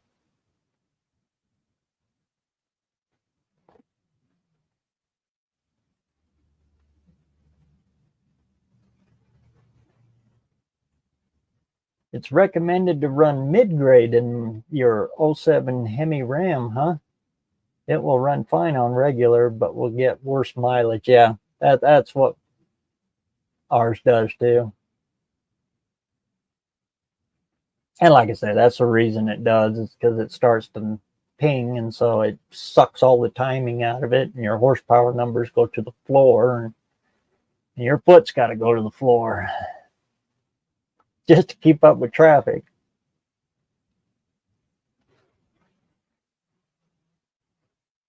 76 440 is cast. but they will still take up to 600 horsepower. Yeah, and a lot of people get caught up on that stuff too. Yeah, forged is better if you're pushing it that hard, but if you're not doing a build, don't hold up your build waiting for a forged one. If you're only going to put 500 ponies on it, don't hold up your build or blow money you could put someplace else waiting for, something you're not even going to really take full advantage of. I've seen so many people do that with small block Chevys. They'll get a 2-bolt main, but they won't do anything with it. They'll hold their whole build up because they got to have that 4-bolt, even though they're never going to put that kind of power to them that a 4-bolt, a 2-bolt will come apart in. What's up? Hey, how the heck are you doing, man? Pretty good. What you been up to? Working, and then doing a little more working. Oh, the normal, huh? Yeah. Yeah, we didn't have. I kind of wish we would have had time to stop by and see you when we was up there, but we were kind of hustling back. No problem, man. I might not even have been here. We've been bouncing back and forth to California here quite a bit.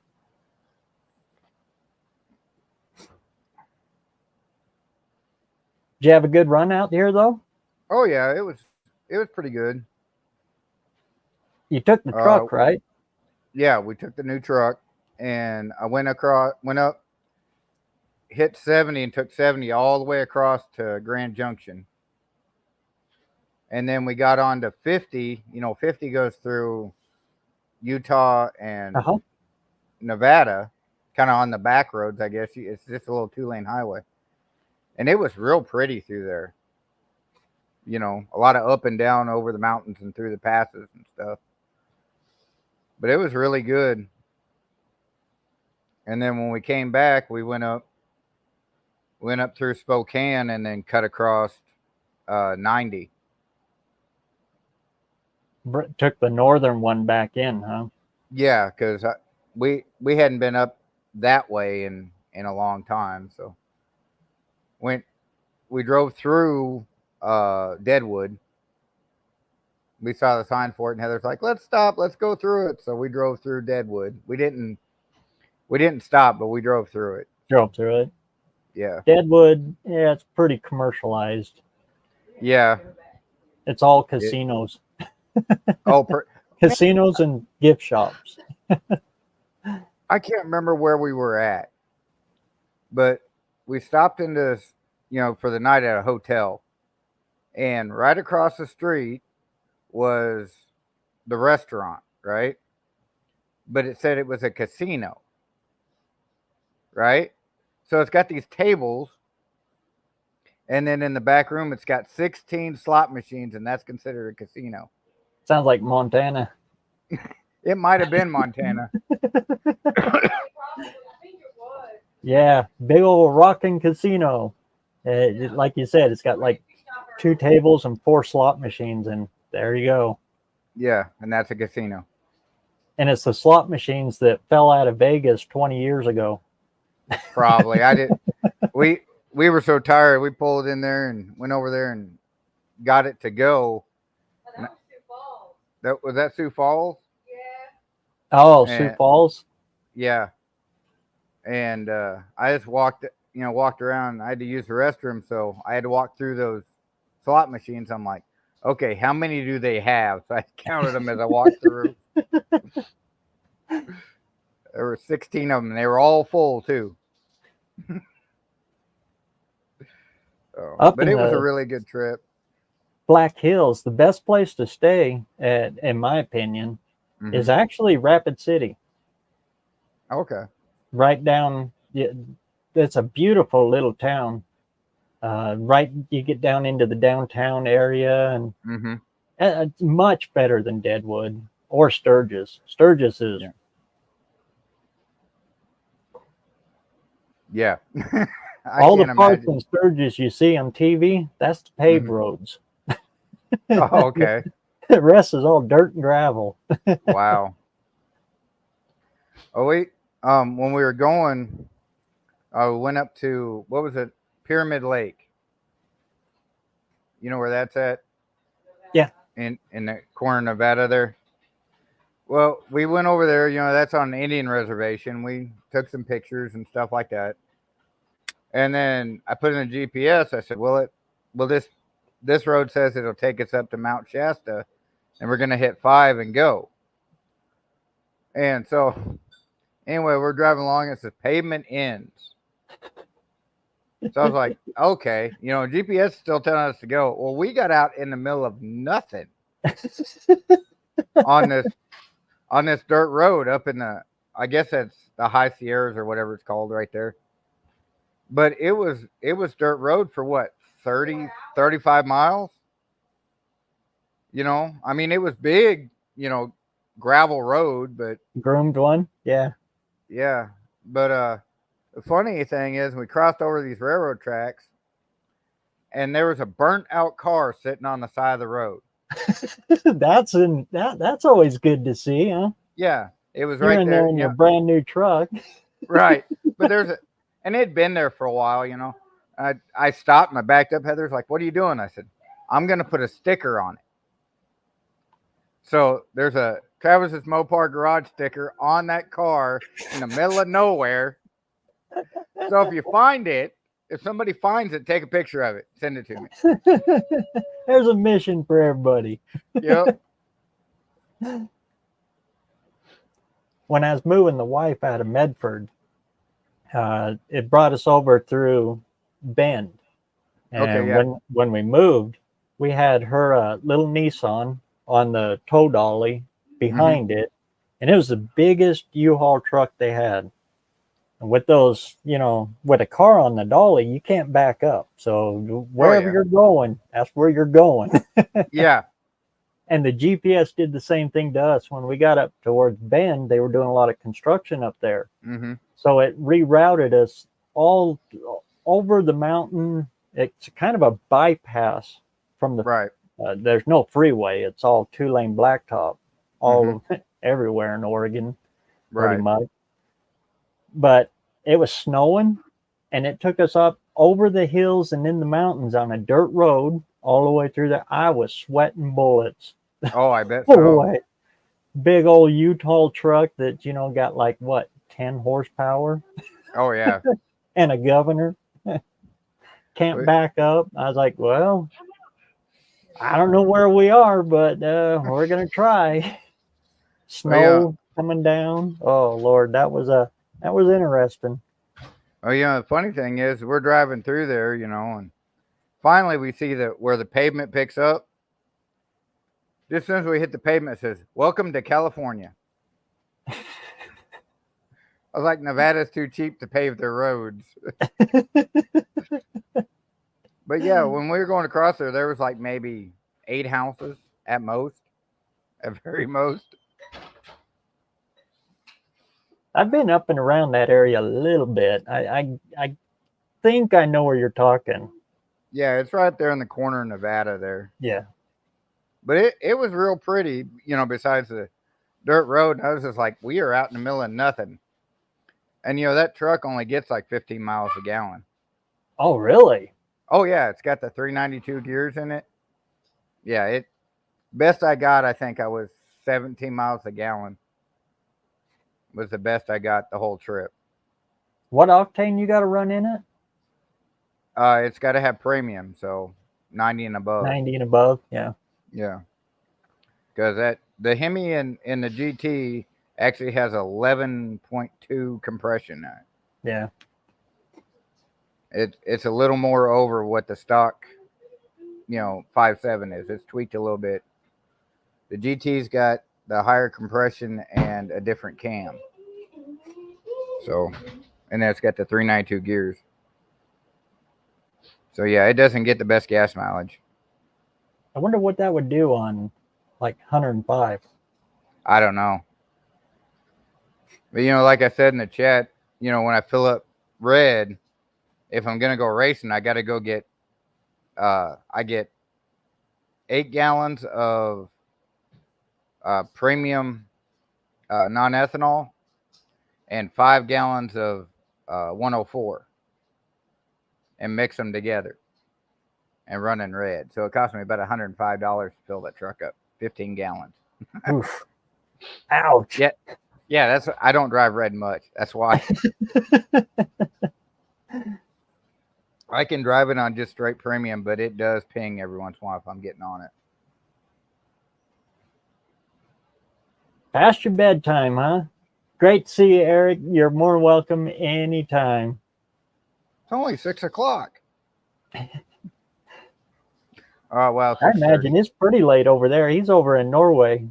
Oh yeah, it's probably close to midnight in Norway. There's a famous Baja Carmagia for sale here for $1,500. Wow. Huh. I don't remember a Baja one. I've seen builds that were Baja, but not factory. A lot of bugs. A lot of Baja Oh bugs. yeah. Oh yeah. I'd like to have one just as a toy. Come and get it. Oh, and Cousin Mike. Dad stopped by yesterday, and he got the titles in. So he's got titles for everything out there now. My dad's got a little Baja bug. It's got the full cage in it. It's all ready to go. Bus transmission. And the bus transmission's been gone through. It's got the close ratio. Mm-hmm. He was always going to build it, but there ain't no way I'm sending that old man out on the off-road. Yeah. He worries me enough on-road. Oh, when I was younger, my 3 cousins, they all got into Baja bugs there for a while. And my cousin Matt, not to be outdone by anybody else, he went and found one of those Porsche flat motors, those flat 6s, and put in his. And it on dirt with those big knobby tires, it would pull the front end on it. Oh yeah, with that Porsche flat motor in it. I don't know my what dad this thing run was a Corvair flat 6 in his.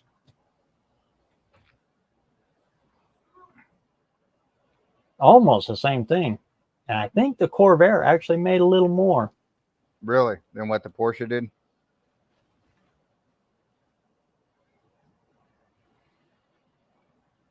Especially the turbocharged one, the Corvair Monza, I think it was. I think that was Chevy's first turbocharged engine. Yeah, it would have been because they didn't try the Turbo 350 until 72, 73. That was an experimental one they did. Tried it in the Nova. In actual production cars, you know, that, yeah, of course, yeah. they've had them out for a long time. Turbochargers have been out since the 30s. Oh, well, they had them on the airplanes in World War II. Oh, yeah. Those and superchargers, they had to have them because they couldn't breathe up there.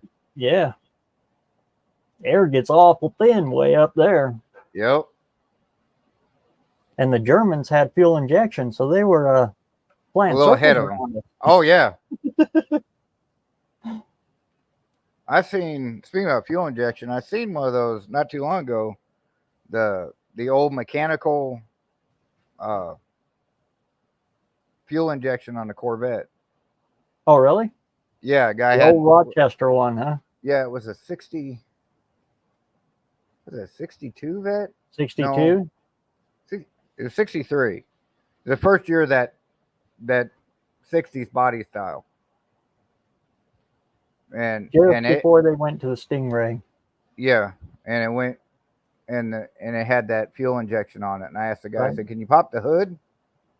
So I want to look at it. And I should have taken some pictures of it, but it was neat. 62 was still the original body style. 60. So it would have been a 63. 63 was the split window, the 1 year only. Okay, so it That was a was the 64. first Stingray. 64 because it had the wraparound window. Didn't have the split in it.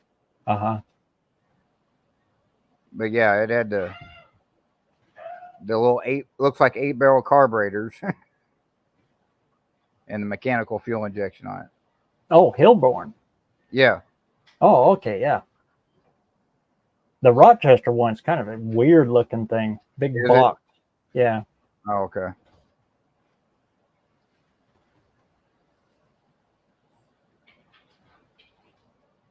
If you're ever coming through Grand Junction on the way you came, there's a little town in Utah called Helper, Utah, that Okay. you cut off and it takes you back up towards Salt Lake. Then Okay. you catch 15 and go on back over. Mm-hmm. But stop in that little minor town of Helper and go through the downtown. The whole downtown main strip is all done up. It's like a whole walking museum, driving Oh, wow. museum. And the old gas station there, the guy's got Harleys up the yin yang. It's just filled with antique Harleys and Indians. Wow. He's got them hanging off the ceiling everywhere in there. And on the other side where they used to work on cars, he's got a 61, 62 Corvette. It's a famous gasser. And it's got that old original Rochester fuel injection on it. Oh, okay. But if you ever get a chance, go through there. The guy's autistic that runs the place. And he is like a savant when it comes to all of that stuff. Yeah. He'll follow you around and talk your ear off. It's all good stuff. It's all good information. And the whole town is like that. It's like stepping back into the 30s or, Oh, wow. 50s. It's really cool. We stopped by one place in Colorado. What was the name of that place? It's where Jack Dempsey's from, too. It was around Vail. I can't remember the name of the little town, but it was a lake that they built a town around. And we spent a couple hours there. Yeah, it was in Colorado. Vail, Colorado? Yeah, that's a high pockets place. It was west of Vail. It was kind of down in the valley there, past Vail. I didn't even want to stop at Vail to get gas. I was like, I ain't even. Yeah. They probably charge you $10 just to pull off the highway in Vail.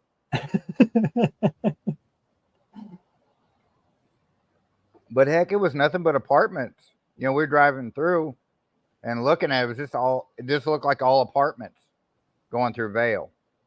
I'm sure there were some nice houses somewhere, but off the freeway, all you could see was, like 8 and 9 story apartment buildings.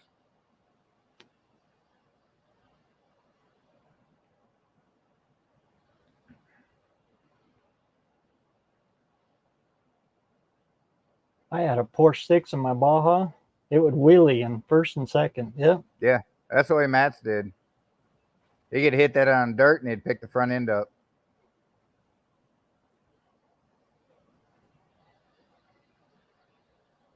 I never will forget the first time I pulled wheels.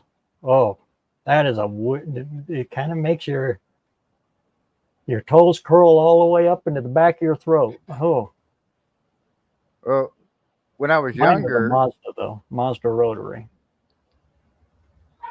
My girlfriend's dad had a Bronco. And I had my Cuda at the time, and I was telling him how fast it was. He was like, "Come ride with me in my Bronco," and he had it set up for sand racing. It was a '68. It's a little bitty thing, and it had just a small block 302 in it, but it had like, I don't know, probably 7 something gears in it. But we got out there in the pavement out in front of the house. He's like, "You ready?" And I said, "Yeah." And all I seen was treetops. He had second gear and set it back down. I was like, "Okay, you win." And I have yet to have a car that I actually picked the wheels up with me driving. Mine wouldn't do it off the line. But when I power shift into second, it would lift them up then. Oh, okay. But mine was front engine. Oh, wow. So it was, you're putting out some torque there. No torque. It's a Mazda rotary. It's like Oh, riding a dirt bike with 4 wheels. that's true. I broke 2 tacks. Spun the needle right off them. I'm sure. I spun that sucker up so hard.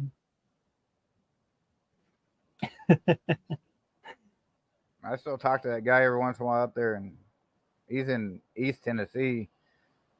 All he does is the rotaries and the FDs, the last generation of the RX-7s.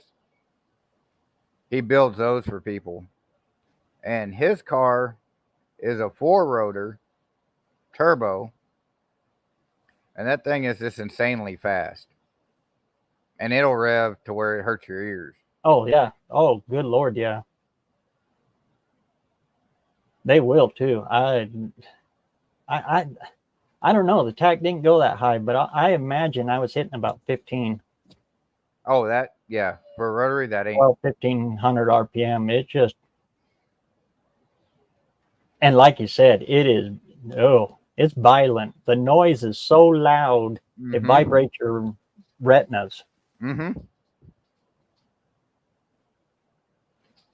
And it's a high-pitched banshee scream. Right. It's not even like an F1 car. An F1 car has got a sound to it, but it's a rotary. A rotary at high RPMs is just, I don't know. You have to experience it. Yeah. And it really can't be explained. Get around a rotary that's doing 12 to 15K. Oh. Ours, it was a RX-4. So it was a 2-rotor. Yeah. And we took the thermal reactor off that comes right off the block. Looks like a great big hand grenade, old pineapple hand grenade. Yeah. Like a catalytic converter, kind of. We took that off and just straight piped it straight out. Oh, Lord, that was a mistake. Because that sun gun was just too loud. I'd wear earplugs, stuff rags in under my helmet, and it wasn't for safety. That was for sound deadening. Yeah, I can believe it. Like the mistake I made with my 240 there, but it's like, man, if you put solid motor mounts in it, it'll transfer the power better. They were in there for like a week, and I went back in and put regular. Oh Lord, you can't read the gauges. Oh my! I didn't think it'd be that bad. I really didn't. Solid mount. I don't care what it is. I'm never putting a solid mount in anything ever again. I don't even like polys. Polys aren't so bad. They do transfer a lot more vibration, but they're a lot better than solids. I guess body mounts. Oh, poly body mounts. Mm-hmm. They transfer so much through. Oh, I'm sure. In fact, we've made quite a bit of money changing body mounts out for people because they put polys in there because it's for racing. It's good and strong. Yeah. Then they drive it on the street for about a week and they bring it in and say, I can't even read the speedometer. It's going like this. Oh yeah, a solid mount's got to be like an engine, where you bolt the engine in, the what do they call them? Motor plates. It's got to be the same thing. It's got to transfer all that vibration to the car. Oh Lord, yeah. And you got to be careful with that too, because the engine and the transmission, they expand and contract at different rates. Right. You lock it down too solid and you'll end up snapping bell housings and sure. tail shafts. And it's good to have a little give. And I love rubber mounts because you get to see the carburetors go boom.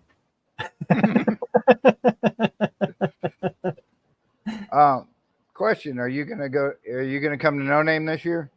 Pushing hard for it. I Now don't know what's coming. I know what's not coming.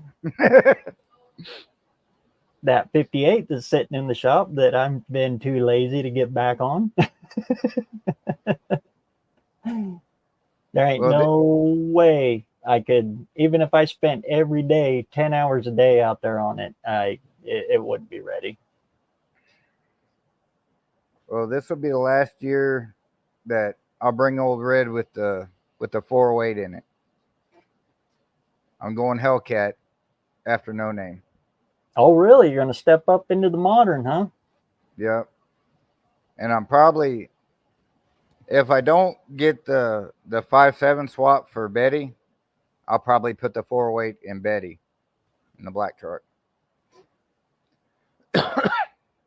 So I want to go Hellcat in red and do the little tweaks on it and get it up, 850, 900 horsepower. Because this pulleys and ejectors and a tune. I was watching something while I was on vacation. They were talking about because of the theft, the massive theft on Hellcats and all of that. Mm-hmm. It's actually making them affordable because a lot of the, when they get it back, they're Mm-hmm. destroyed. So the insurance company covers it, and the insurance company will just sell the parts off for whatever they can get it for, through the junkyards or whatever. Right. And all of that has brought the price down on them. Right. Well, the guy I ran into, it was a mutual friend of mine. He actually sells the Hellcats and the Scat Pack motors. I can get a Scat Pack motor and transmission for like 6,800, and a Hellcat for a Hellcat motor for right around 11. So it's really not that bad. Those have come down a whole lot. 11,000? Yeah. Whew. Well, I mean, a few years ago they were like 25,000. Well, we found out firsthand a brand new 4-cylinder EcoBoost Ford, just a long block, 12 grand. Really? Yeah. That's ridiculous. We was coming home from California, went down there to see just before the grandbaby was born. And then we was coming back and the engine let loose in Nephi, Utah. Or not Nephi, Spanish Fork, Utah. And got it up, towed it into the dealership there because it's all on warranty. Right. And we end up stuck there for another week of hotel bills. Oh, dang. Waiting to get home. That was a heck of a trip. Well, they showed us the price. Now, granted, that's all dealer prices. And dealers are high. They jack it up, yeah. But that was a 12 grand bill. Wow. At least it was under warranty. Yeah. We had to pay 2 grand of it. Why was 2? What happened is we're parked on the side of the road in San Diego, and it's all, side of the road parking.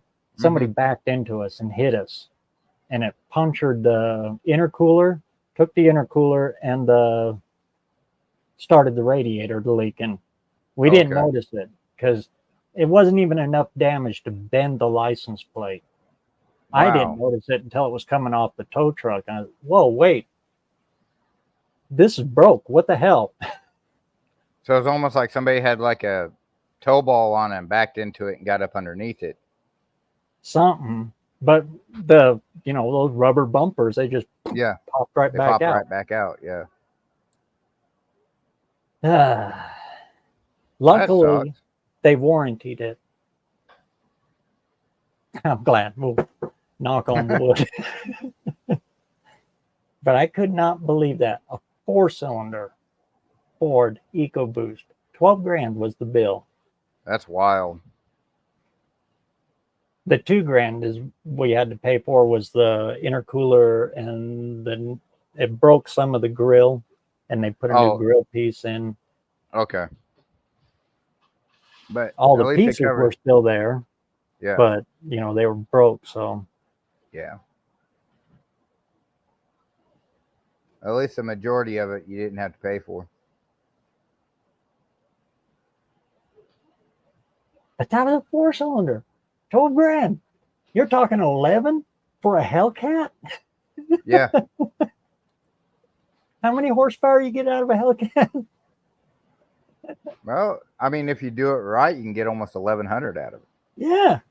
As opposed to what? Maybe 250 out of a EcoBoost? Yeah.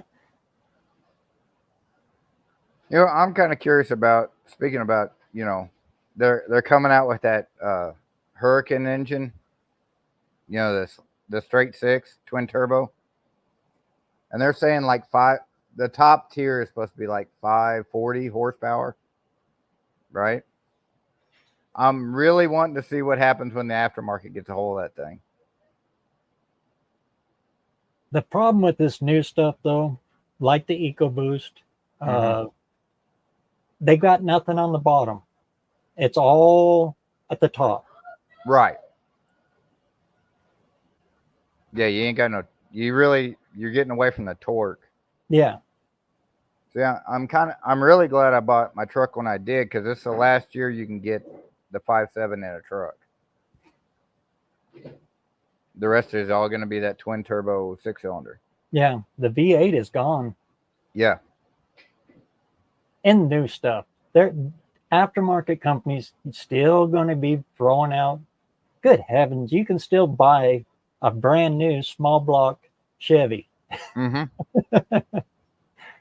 It's just Chevy ain't building them anymore. No, but I mean, they got. I think Well, they sold the yeah, they are. plans to. Goodwrench is still building them, so Yeah. they're just not sticking them in new cars is all. Right. I think Blueprint Engines actually making their own blocks now. Are they? Yeah, I think they bought the plans for the Chevy small block and the Ford small block. Oh, sweet. So they're actually new blocks they're forging for Blueprint. Bought the tooling and all of that. Yeah. They're probably having somebody over in China build them, but still, the Blueprint's saying they're building them. Built in China, assembled in California. Yeah. I think there's isn't it Blueprint that's got a big plant just outside of Phoenix? I believe so. I believe that's where they're at. But it's just a rebuild. You know, they hone them out. Yeah. But that makes sense because it's starting to get harder to get good cores. The 6.4s will still be available in the 2500s up to, I want to say, 28.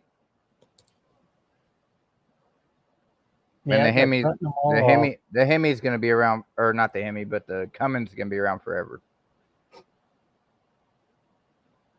I think they'd be really stupid to get rid of the Hemi or the Cummins. Yeah, that's got such a big following. People will probably start buying Fords if Dodge got rid of the Cummins. I'm not even joking. That was Dodge's saving grace. Yeah. Was that 12-valve Cummins. And I kicked myself for getting rid of mine. I had a 92. Oh, man. I had a 92 350 dually with the Cummins in it. And I don't know. I saw something pretty I wanted, and it didn't work out for me. Let's just put it that way. And I actually got that truck for cheap. I paid like $9,000 for it. Oh, man. Now you can't touch them for 10. You can't touch the engine alone for 10. Good Lord. And they're so simple.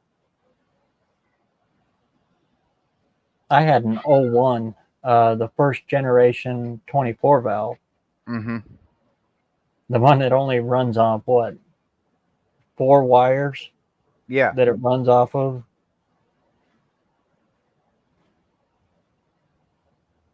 That thing, it would tow the world over and still pulled 20, 26 miles per gallon. No matter what.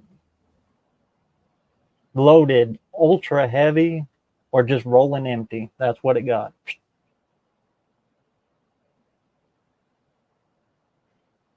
I'm gonna But plug a it chain. wasn't fast. It Oh, was yeah. it was slow in comparison. A Mhm. Duramax or a Power Stroke, boom, blow his doors off.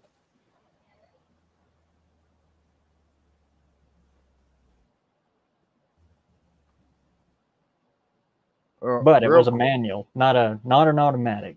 Oh, see, that's probably I probably would have kept mine if it was a manual. It's an automatic. If it, 92, that'd be a Chrysler transmission behind it too, right? yeah, it was the 46RH. Yeah. Yeah, They had a lot of troubles with them. the REs they did. The RHs were built a little better because they were the heavy duty. I thought it was the other way around. Mm-mm. And getting the numbers mixed up. Yeah, I mean it's like anything else. I met a guy through one of my D150 groups, Uh-huh. and he's got a YouTube channel. And I was asking him if he knew about No Name, and he didn't know about it. So I sent him a thing about it. And he says, "Well, I don't know if anybody want to come out and see me." I was like, "I'm just thinking, probably nobody wants to see me, but it's a hell of a party weekend." But it's Lowry's Garage. I think I'm saying that right. It's Lowry's Garage? Yeah, it's Lowry. I think that's Lowry or Lowery Garage. But he's got a few videos, and he just passed the 500 mark. Got some interesting D150 videos. I was watching a little bit at work.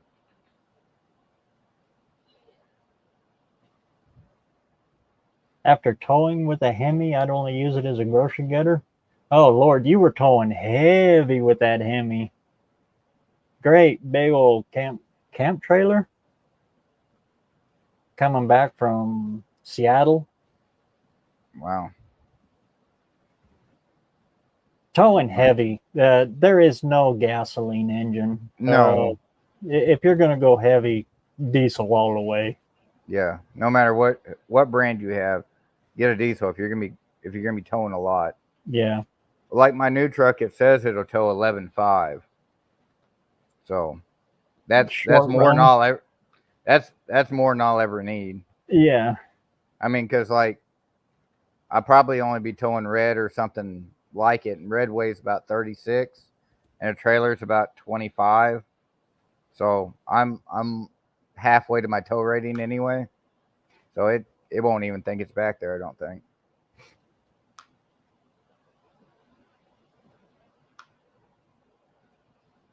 Yeah, you start jumping into weight. There's a reason semi trucks aren't gas powered anymore. Right. And haven't been for decades. Yeah, I'd say if you're planning on towing any more than about 10K, you need a diesel. Oh, there yeah. just ain't no question about it. You just need a diesel. Or just stand on the corner and throw $100 bills in the fire. Yeah. The two. Might as well.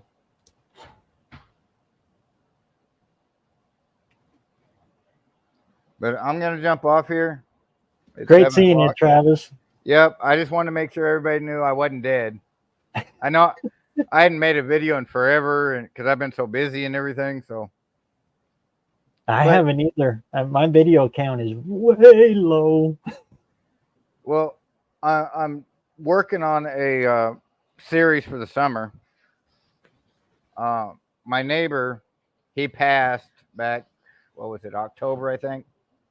Yeah, it was October. Well, he's got what is that? It's a 90, I think it's a 96 Chevrolet pickup. Uh-huh.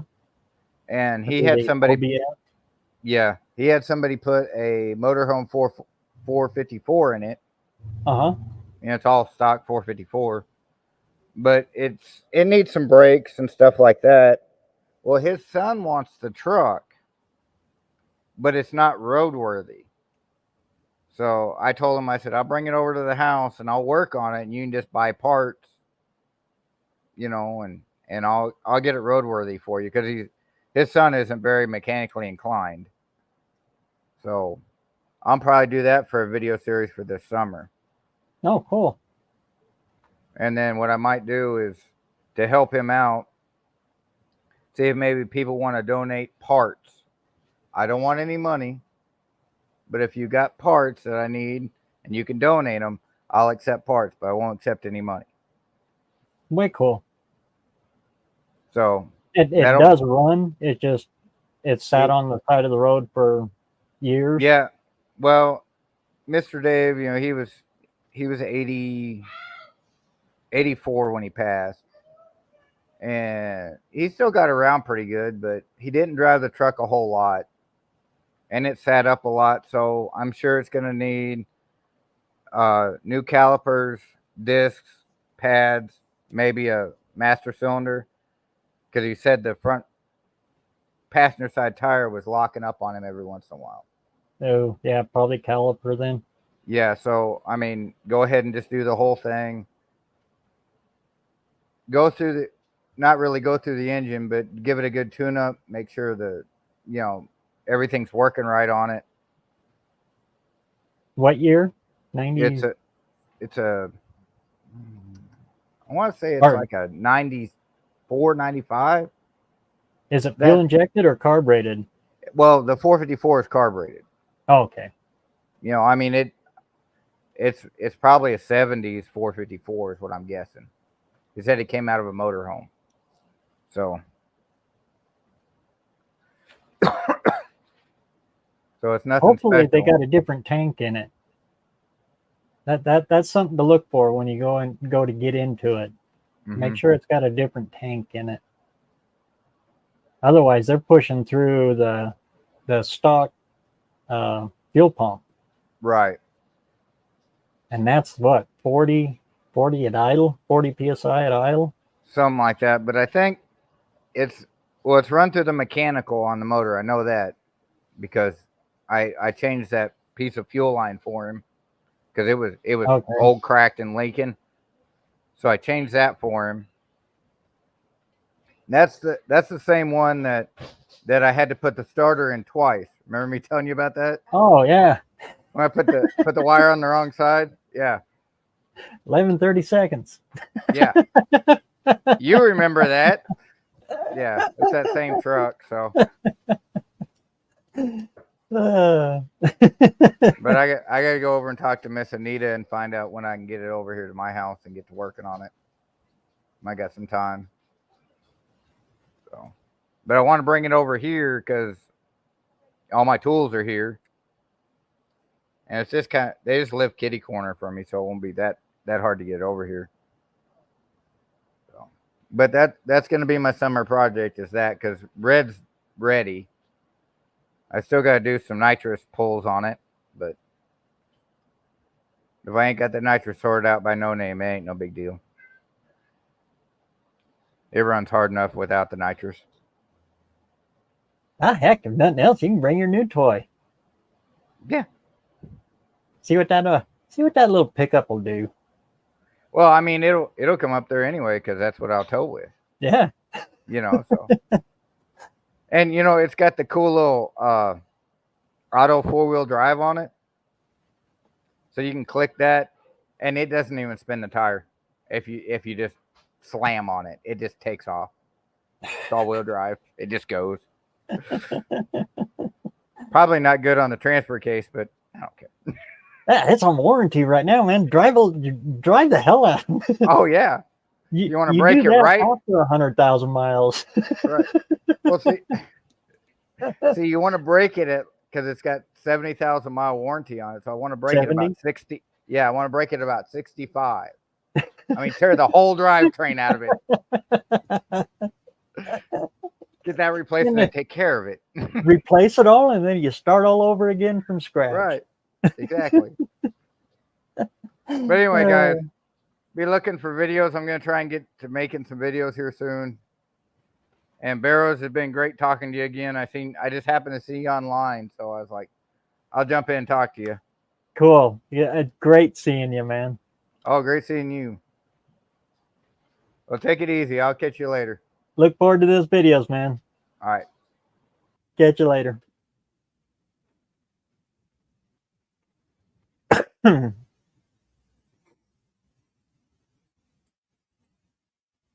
My F-150 will pull my camper that's bigger than my boss's. It will too, even though that truck has only got a little 360 in it.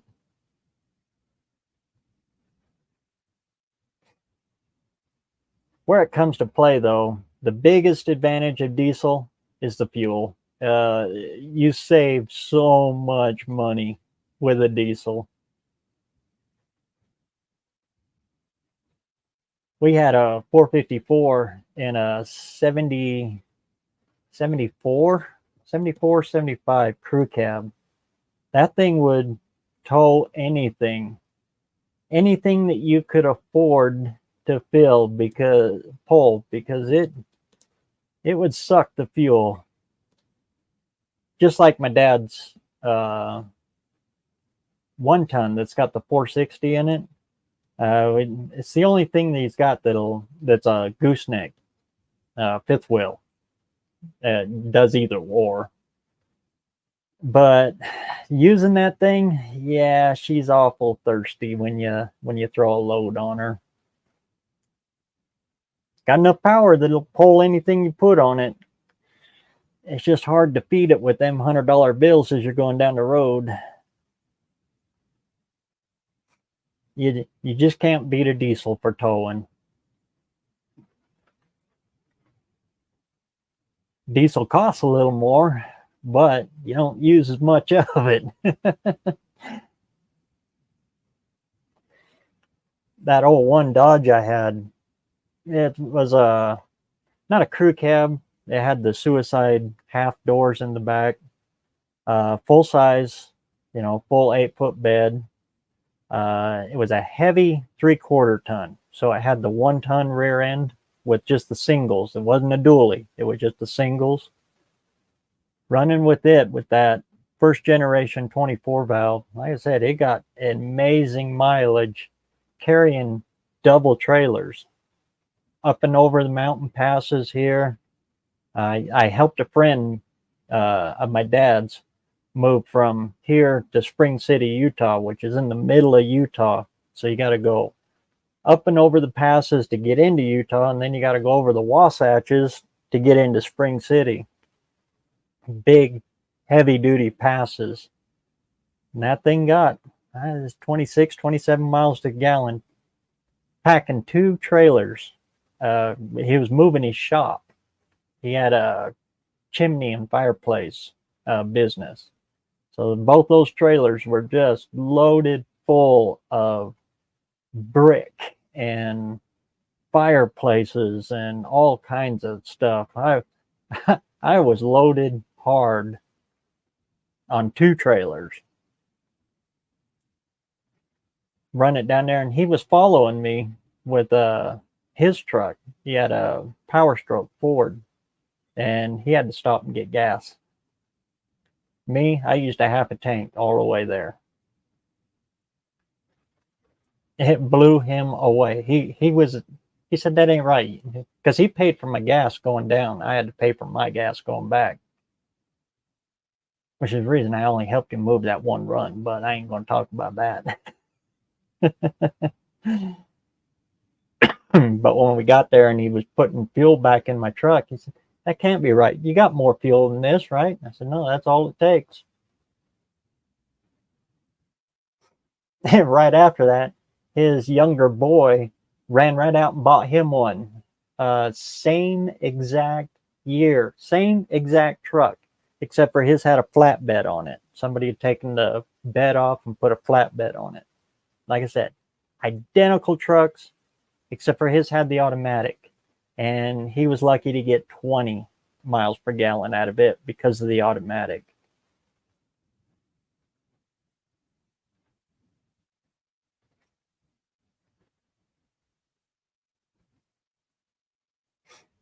Yeah, I've noticed that here. Well, it's an election year. Of course it's going to drop. Even in California, I was expecting high gas prices. No, they're not too bad in California right now. Why? It's an election year. Of course they're going to drop the gas prices and diesel prices way down. They're trying to buy votes for gas. And yes, diesel should be lower.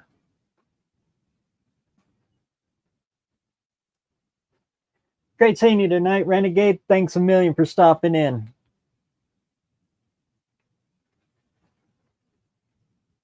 Now the Cummins gets like 8 towing. Yeah. All of that emission stuff, the DEF, all that stuff that they put on these modern diesels, yeah, they're choking them out, unfortunately. I see what's going on with the diesels is almost identical to what they did to the gasoline engine back in the 70s. They're just choking that poor thing down to nothing.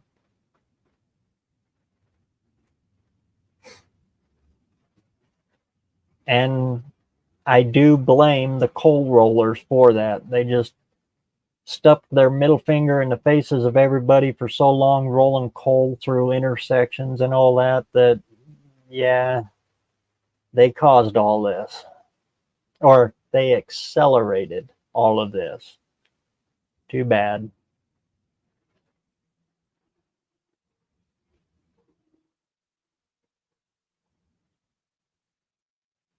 Performance diesel is, I don't know, if you want to play around with diesel, yeah, play around with anything you want to play around with. But when it comes to performance diesels, yeah, that's tractor pull stuff.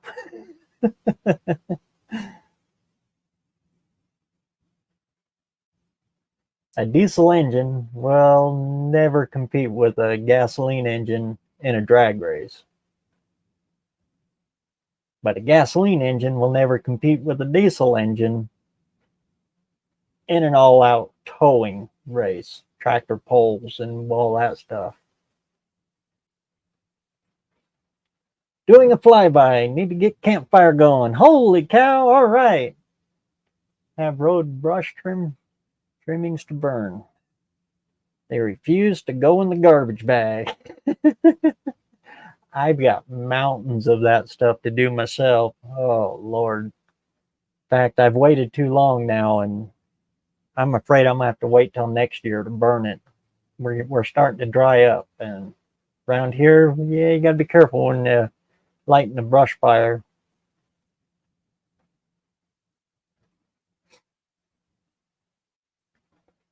Good to see you, though, Don. Thanks for stopping by.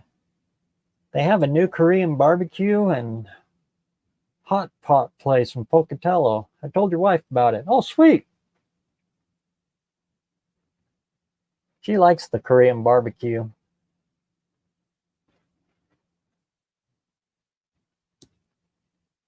I used to laugh at people. If you know my real first name, uh, it's everybody had asked me, "Is that Korean?" I said, "Do I look Korean?"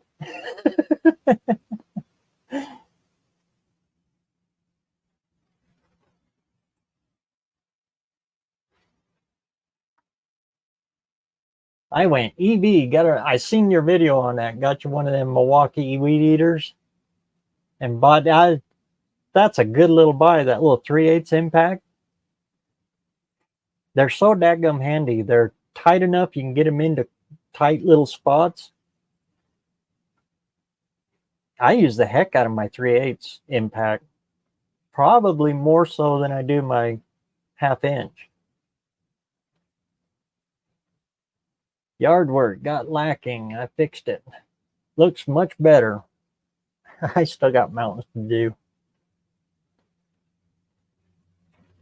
Morning glory can kiss my ass. I hear ya. I got mountains of it out there too. In fact, if I killed all of the morning glory, I probably wouldn't have a yard. It's probably what all the green stuff is out there. But what we got coming in now is Creeping Nelly. Oh Lord, I hate that stuff. And it grows about a foot a day. It's probably not that much, but it grows fast. Grows really, really fast for about 2 weeks, and then it dies. And it just covers everything. If you don't stay on top of it, it'll climb anything and everything. In fact, my shoebox out there is starting to show it. It's creeping and crawling right up on top of it. I got to go out there and chop all of that out. But it looks like morning glory. That's why I thought of that. It's just got a thicker vine.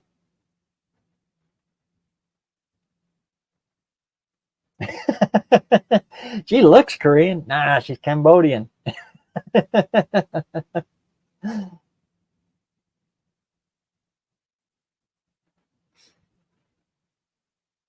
I guess that'd be way south Korean.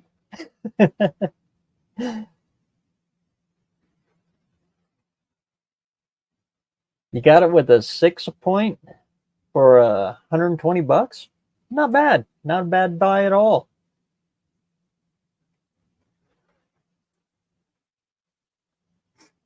Like I was telling you, I was actually looking at Milwaukee, but my dad made the decision for me when he bought me that drill. That's why everything I have is Bauer, because I was only going to buy one type of batteries. All my tools, one battery. So when he bought me that I think he bought it for my birthday a few years ago. That did it, and then I went through and just bought everything in Bauer. Actually, it's been good stuff so far. I haven't had any problems with any of it.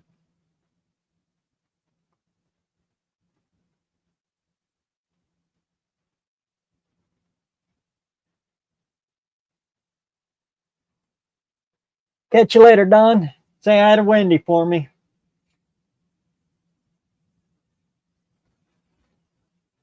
And Wrong. See, if Wrong is out there, say hi to him too. Bought a new AMG battery for the T-Bird for $60. Wow.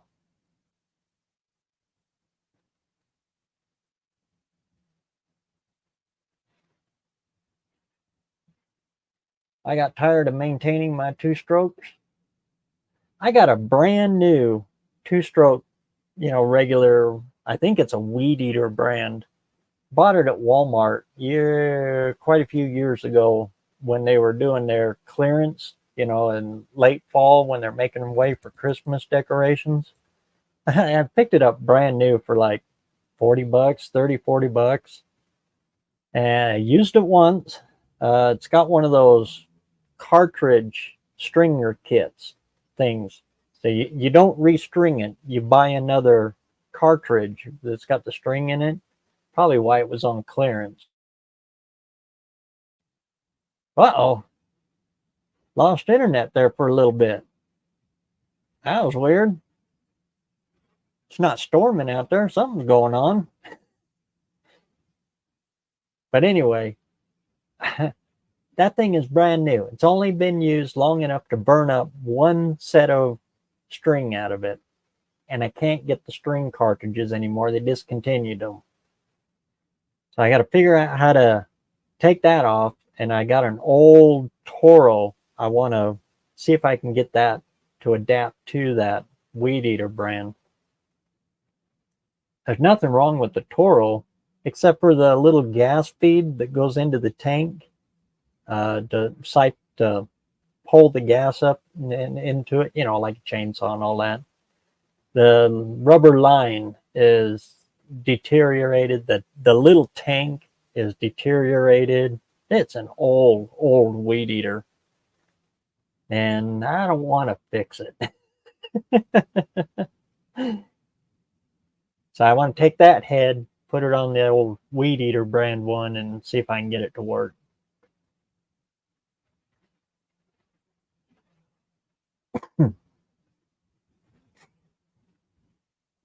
Yeah, that's the whole reason all my tools are Bauer.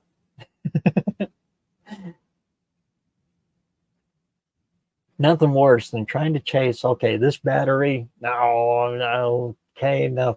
Or you only got so many spaces for a charger, so you always end up mismatching, and all the same brand, all the same battery.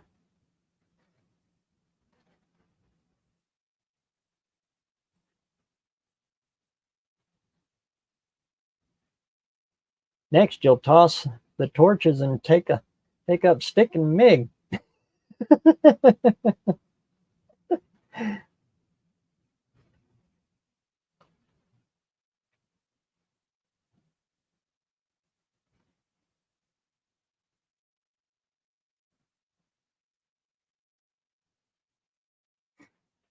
My friend has a cartridge one. I got the speed load heads, just shove through and twist it. Those are the good ones. You just cut your string about however long your head is. That sounded weird. And then you just thread through, and like you cut like 3 or 4 of them, and then you string them through on both sides and call it good, instead of the spool and the old bump system. Those bump systems, they get clogged up with weed debris and stuff, and pretty soon they won't bump, or they'll bump and they'll spit it all out at once. Or they get wore and start self-loading them out.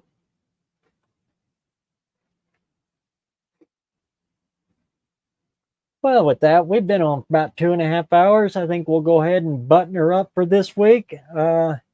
Excuse me. Next week, weather's all holding. We got good weather now. I can get everything out of the shop. We'll move this over into the shop. I know I've said that like a couple of times here, but now I'm pretty positive it's all going to work out that way. And maybe do a live while we're actually doing something more than just sitting here in a twisty chair talking about what we should be doing, right? Thanks again for everybody for swinging in. I sure appreciate each and every one of you. Everybody in the chat, everybody that popped in tonight to the lives.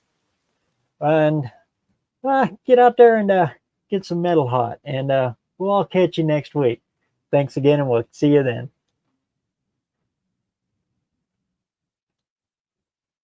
Oh, yeah. And happy Memorial Day weekend. And thank a veteran, because if it wasn't for a veteran, we wouldn't be doing all of this. I had to add that in there. We'll catch you next week.